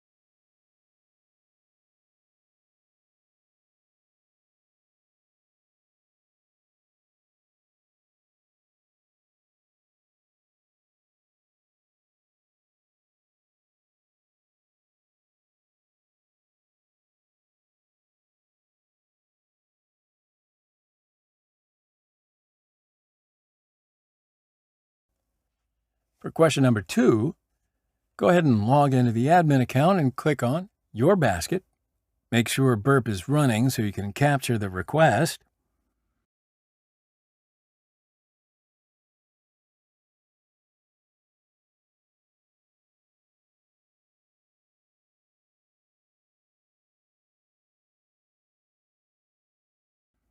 Now forward each request until you see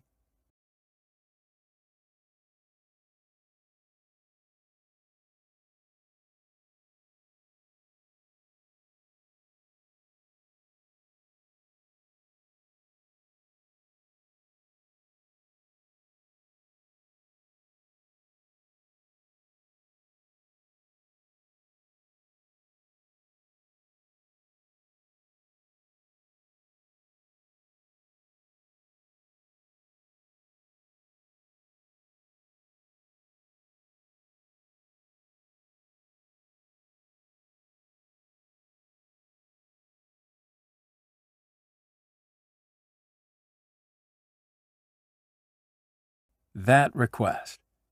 It will now show you the basket of user ID 2.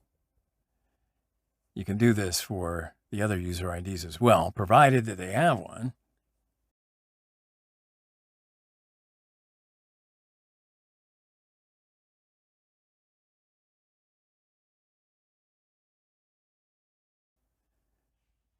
So now for question number 3, navigate to the administration page again and click the bin icon next to the review with 5 stars.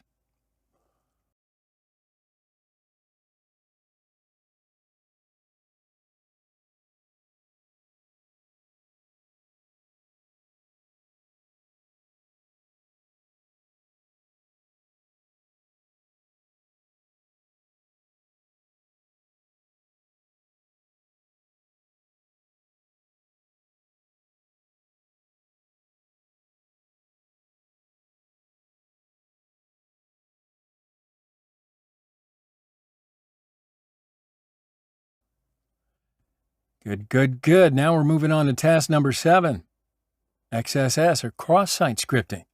This is a vulnerability that allows attackers to run JavaScript in web applications. Attackers aren't supposed to run JavaScript in web applications. So these are one of the most widely found bugs in web applications, I'm sorry to say. Their complexity ranges from easy to extremely hard because each web application parses the queries in a different way. There are, however, 3 major types of XSS attacks. DOM special, DOM XSS, which is the document object model-based cross-site scripting. It uses the HTML environment to execute malicious JavaScript. Now, this type of attack commonly uses the script HTML tag. Persistent, server-side. Persistent XSS is a JavaScript that's run when the server loads the page containing it. Now, these can occur when the server does not sanitize the user data when it's uploaded to a page. These are commonly found on blog posts. Reflected, client-side. Reflected XSS is JavaScript that is run on the client-side end of the web application. These are most commonly found when the web server doesn't sanitize search data. So for question number 1, we will be using the iframe element with a JavaScript alert tag. Inputting this into the search bar will trigger the alert. Note that we're using iframe, which is a common HTML element found in many web applications. There are others which also produce the same result. But this type of XSS is also called XFS, or cross-frame scripting. It's also one of the most common forms of detecting XSS within web apps. So websites that allow the user to modify the iframe or other DOM elements will most likely be vulnerable to XSS. But why does this work? Well, it's common practice that the search bar will send a request to the server, in which it will then send back the related information. But you see, in this is where the flaw lies.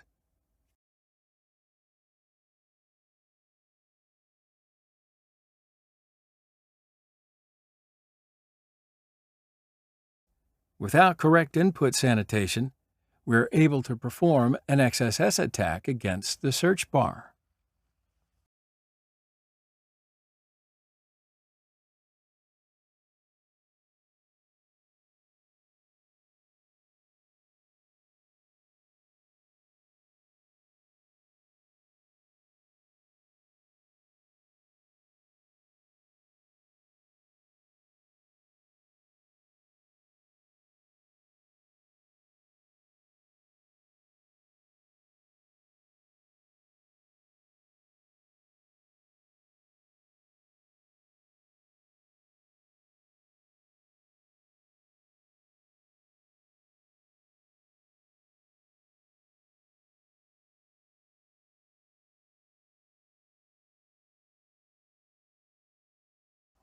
So for question number 2, please note that we are using iframe, which is a common HTML element found in many web applications.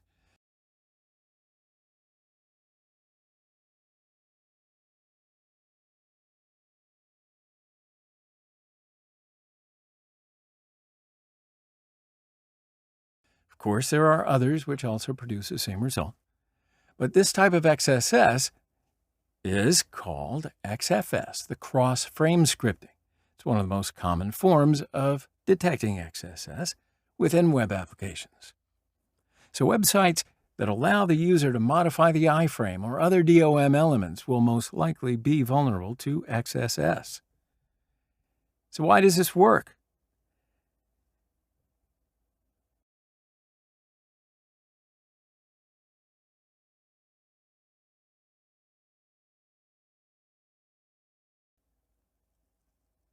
It should say the last IP address.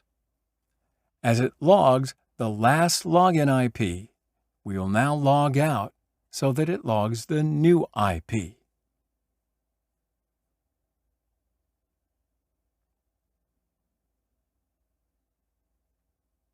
You see that? So we make sure that burp intercept is on, so it's going to catch the logout request. Then when we head over to the Headers tab, we'll add a new header, true client IP, script here. Then forward the request to the server. When signing back into the admin account and navigating to the last login IP page again, we see the XSS alert. Now, why do we have to send this header? Yeah, that's a good question, actually.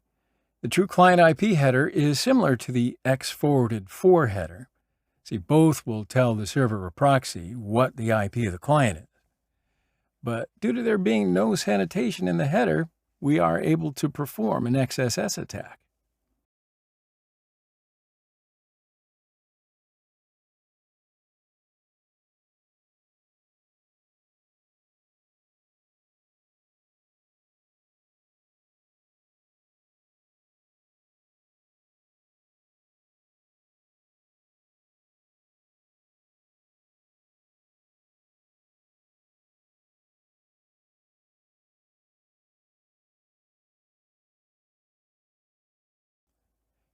And for question number 3. So here we're going to need to be on the right page to perform the reflected XSS. Log into the admin account and navigate to the Order History page.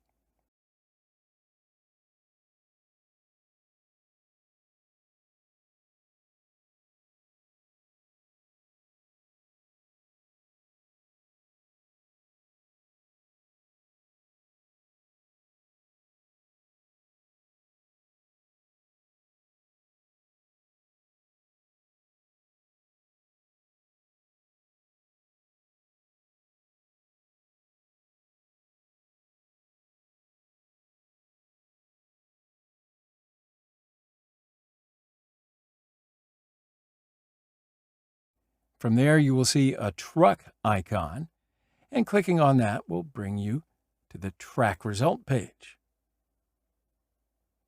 You'll also see that there's an ID paired with the order. We're going to use the iframe XSS in place of that.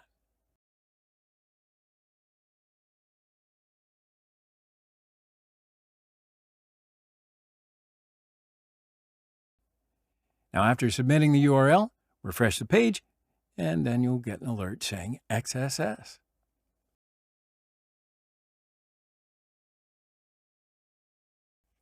So the server will have a lookup table or database, depending on the type of server, for each tracking ID. And as the ID parameter is not sanitized before it's sent to the server, we are able to perform an XSS attack.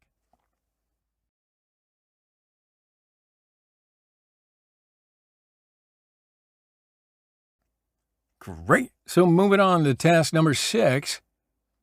If you do want to tackle some of the harder challenges that we're not covering within this room, why don't you go ahead and check out the scoreboard section on Juice Shop.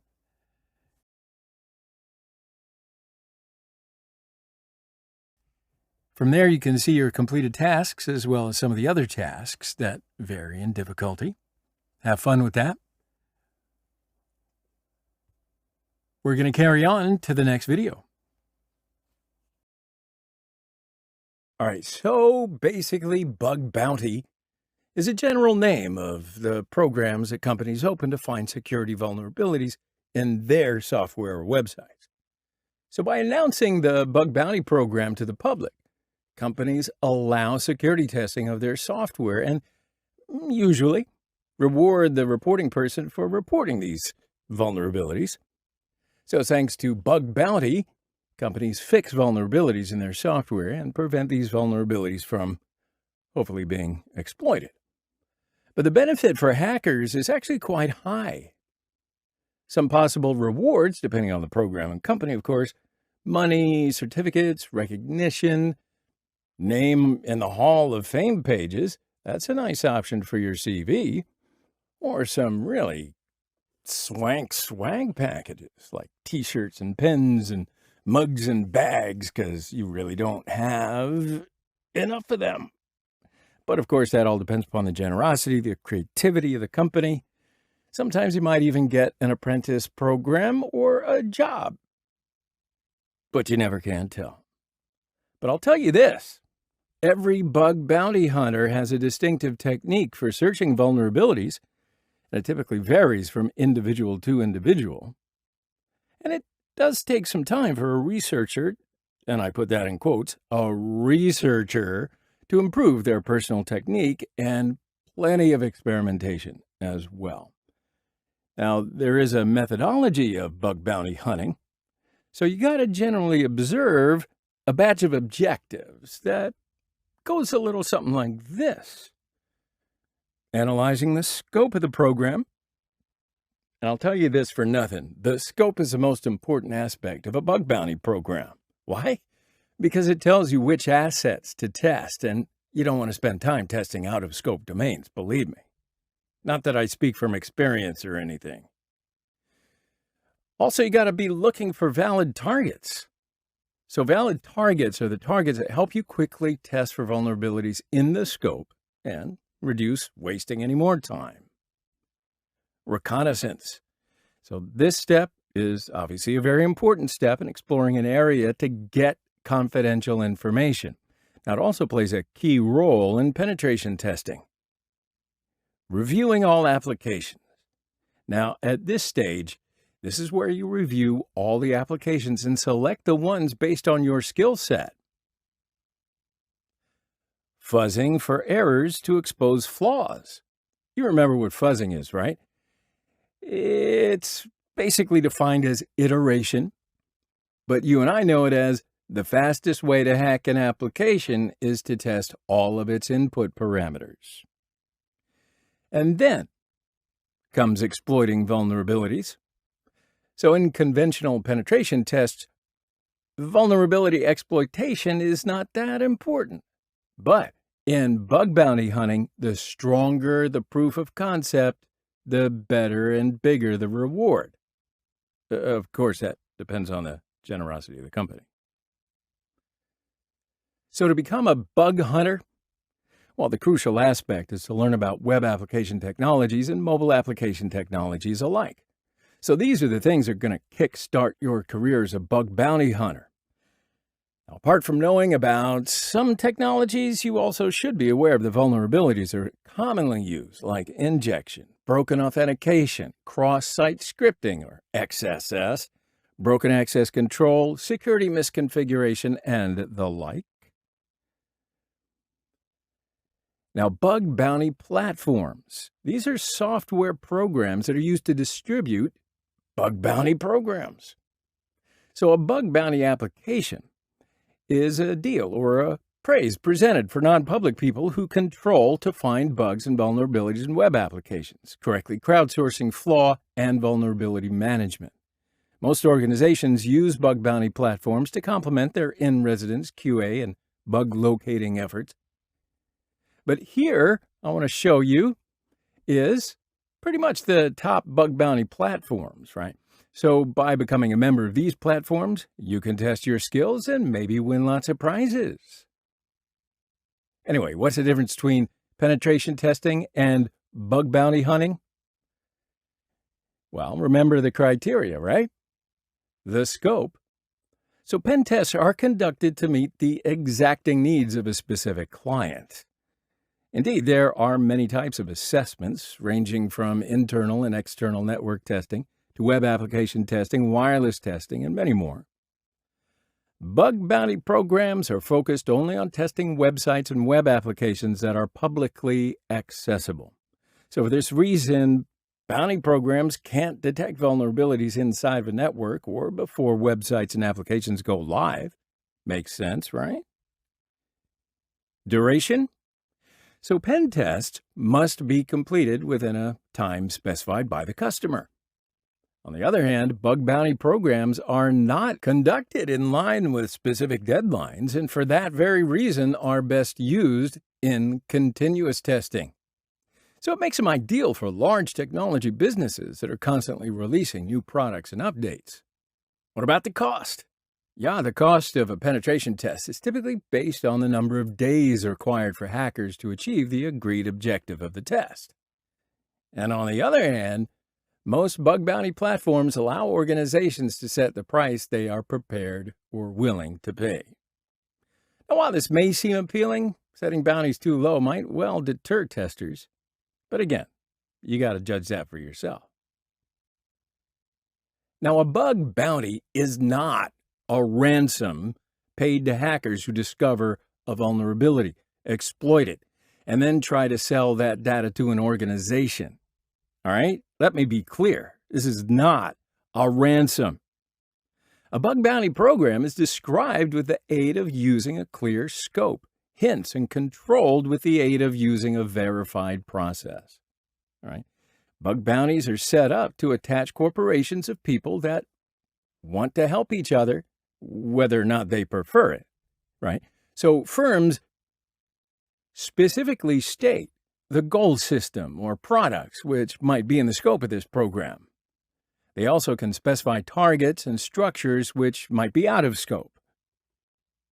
They additionally give an explanation for the rules of the program.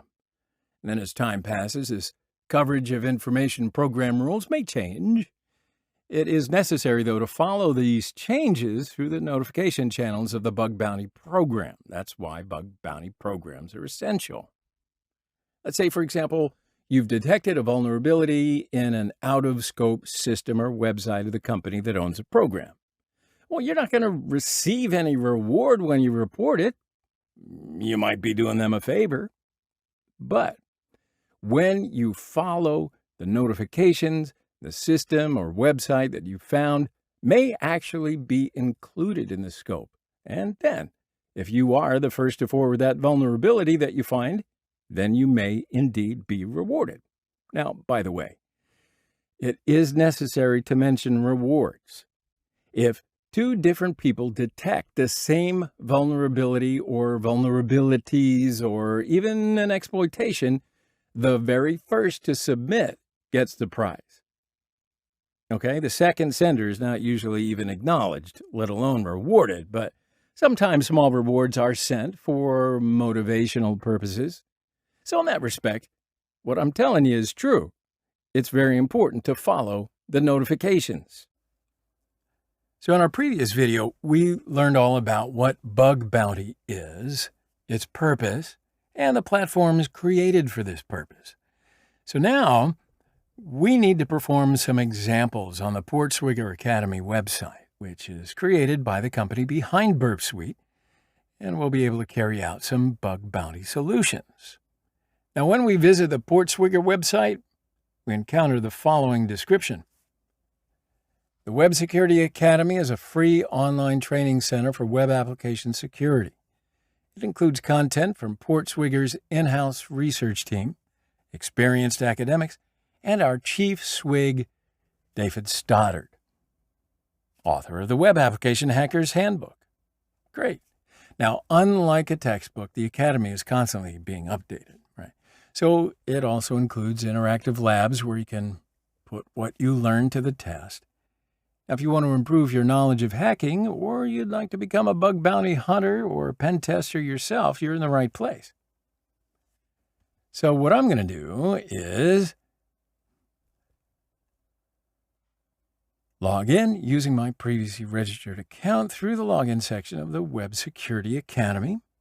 And after logging in, as you can see, my account has sections such as certifications, personality, subscription history, etc. So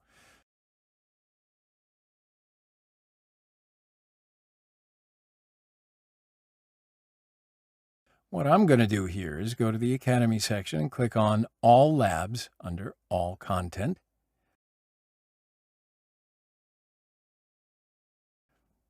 And since I'm running it on a virtual machine, well, the internet might just turn out to be a little slow. So we'll need to perform a solution of a room located under the All Labs section.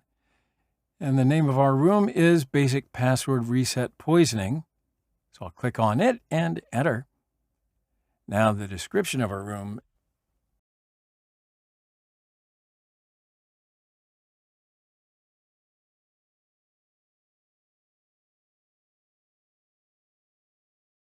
is great. This lab is vulnerable to password reset poisoning. The user Carlos will carelessly click on any links and emails that he receives. To solve the lab, log in to Carlos's account. Now you can log into your own account using the following credentials. Wiener Peter. Well, an email sent to this account can be read via the email client on the exploit server. Right. So that's the description of our room. Now in the solve section, you can see how we will perform this solution as well as some community assistance.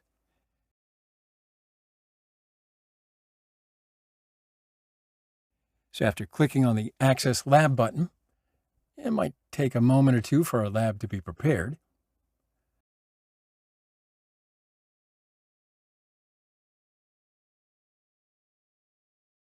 We have now accessed the lab. And the first thing we need to do once inside is go to My Account, click on Forget Password. And when we submit with the username Wiener, it asks us to check our email account. So we'll go to the Go to Exploit Server section.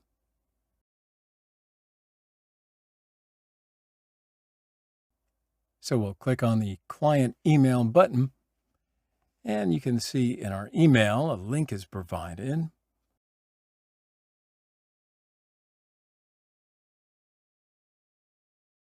Now in Burp Suite, we can see that many requests are coming and going. Yeah?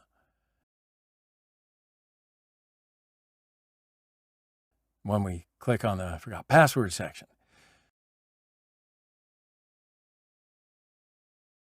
we can see that our request and our responses are shown.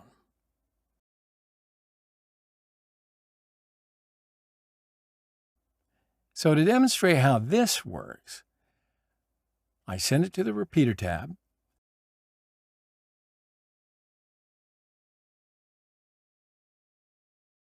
And change the host section to Oak Academy and send it again.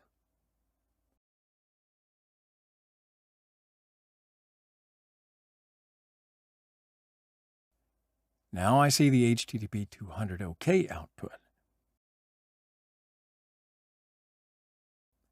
Now when I go back to my email, as you can see, I receive another email to change the password again, and Oak Academy is written in the host section. So that means the first thing that we'll do is go back and see that we have a new URL. If we refresh the page. So after clicking on it, a page comes up to reset our password. And we'll enter the password Peter for Wiener and submit.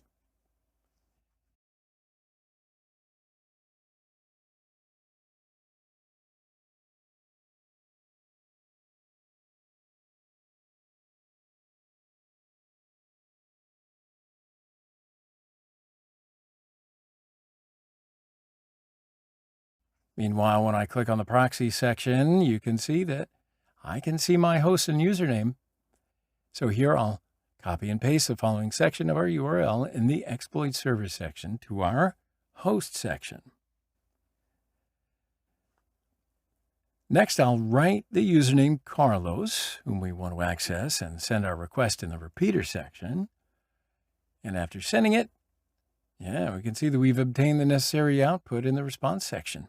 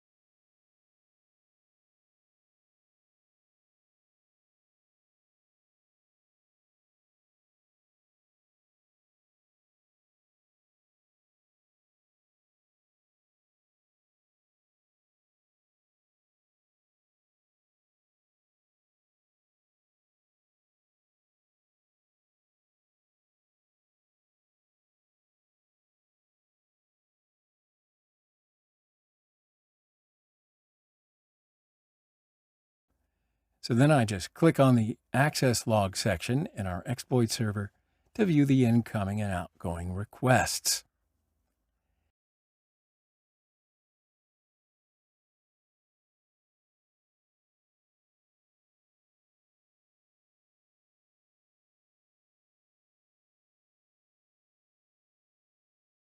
So there you can see I changed my password a while ago, and it gave me a token. So I can copy this token and paste it in here.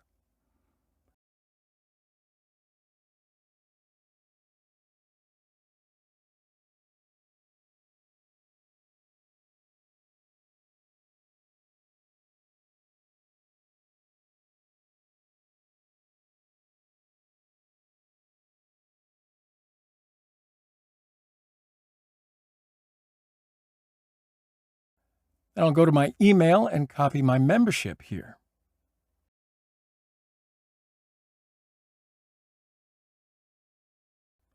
I'll paste it into an open tab and delete the token associated with it. So when I press enter,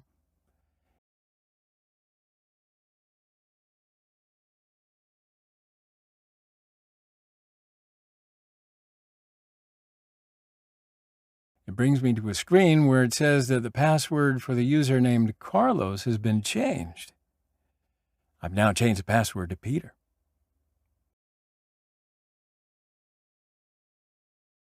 So after going to my account and typing Carlos for the username and Peter for the password, there you go. You can see I've taken control of this user's account and changed his password just like I wanted. So this was a solution to our room, and in the bug bounty platform, we would actually try to find vulnerabilities using Burp Suite. Similar to this, there's some other methods too, but I'll see you in the next video.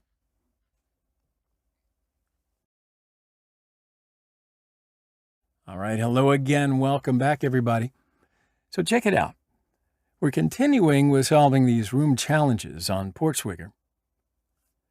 The lab we're going to tackle today is named SQL Injection Vulnerability Allowing Login Bypass. So let's just read the description and the solution steps for this lab. So this lab contains an SQL injection vulnerability in the login function. To solve the lab, perform an SQL injection attack that logs into the application as the administrator user. What we'll do is use Burp Suite to intercept and modify the login request. Modify the username parameter, giving it the value administrator _. So after clicking on the lab, we just need to wait for the page to load.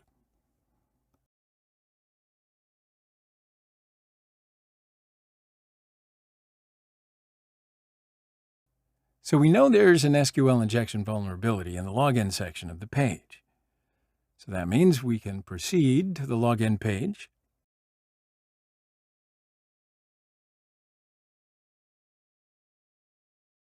We're asked to capture a packet using the administrator username, and we can enter any password, so I'll just use OAK.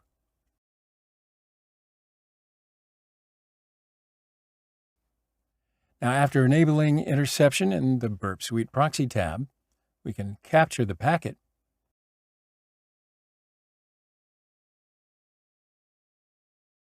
While inspecting its contents, we notice that we can see the administrator and password fields. So here, after the administrator field, we're instructed to append -- to perform our SQL injection attack.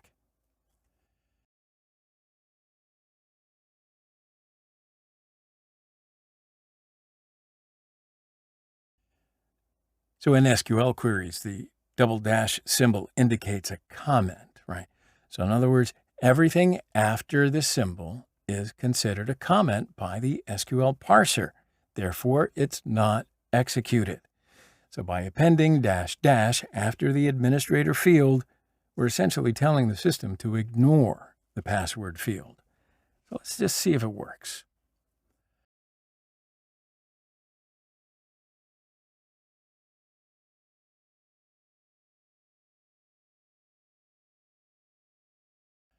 And just like that, you can see our attack was successful. Not so bad. Right, so in this section, we've successfully solved 2 lab challenges available in the Portswigger Academy section of the Burp Suite program, developed by Portswigger, the creator of Burp Suite. So the reason for completing these challenges before diving into bug bounty platforms is that we won't encounter much different from these challenges on those platforms. Really? Because when conducting a test on any bug bounty program, our go-to tool will be Burp Suite. And the attack types and vectors we'll attempt will be very similar to what we've just practiced in these labs. So you see, sharpening our skills in these areas by solving these labs will be beneficial, advancing our capabilities. So my friends, until our next video, take good care. So my friends, we have now embarked on a journey to explore the fundamentals of web application security and penetration testing using Burp Suite. What a great journey so far. We began by understanding the basic terminologies of how websites function, including the intricacies of requests and responses. We then delved into Wireshark, a very powerful network packet analyzer, and we were able to capture and analyze various types of network traffic, from HTTP and HTTPS protocols to DNS, ARP, and ICMP. We gained insights into the underlying mechanisms of communication on the web. With a solid foundation in place, we transitioned into the realm of web pen testing, where we discussed the significance of identifying and mitigating security vulnerabilities in web applications. But we also familiarize ourselves with some essential web pen testing tools to aid in our endeavors. But of course, the very heart of our exploration revolved around Burp Suite, a leading web application security testing tool. Through comprehensive videos, we covered the basics of Burp Suite and its various tabs, equipping you with the knowledge to conduct effective security assessments. And putting theory into practice, we engaged in hands-on examples of platforms like TryHackMe and PortSwigger, tackling real-world scenarios such as OWASP Top 10 vulnerabilities, password reset poisoning, and SQL injection attacks. So as we conclude this part of our journey, it really is essential to recognize the importance of continuous learning and practice in the field of cybersecurity. By staying up to date on emerging threats, honing our skills with practical exercises, and leveraging powerful tools like Burp Suite, we can strengthen our defense against cyber threats and contribute to a safer digital ecosystem. So thanks for joining us on this educational journey. And we encourage you to continue exploring and expanding your knowledge in the dynamic field of web application security. Until we meet again, take good care.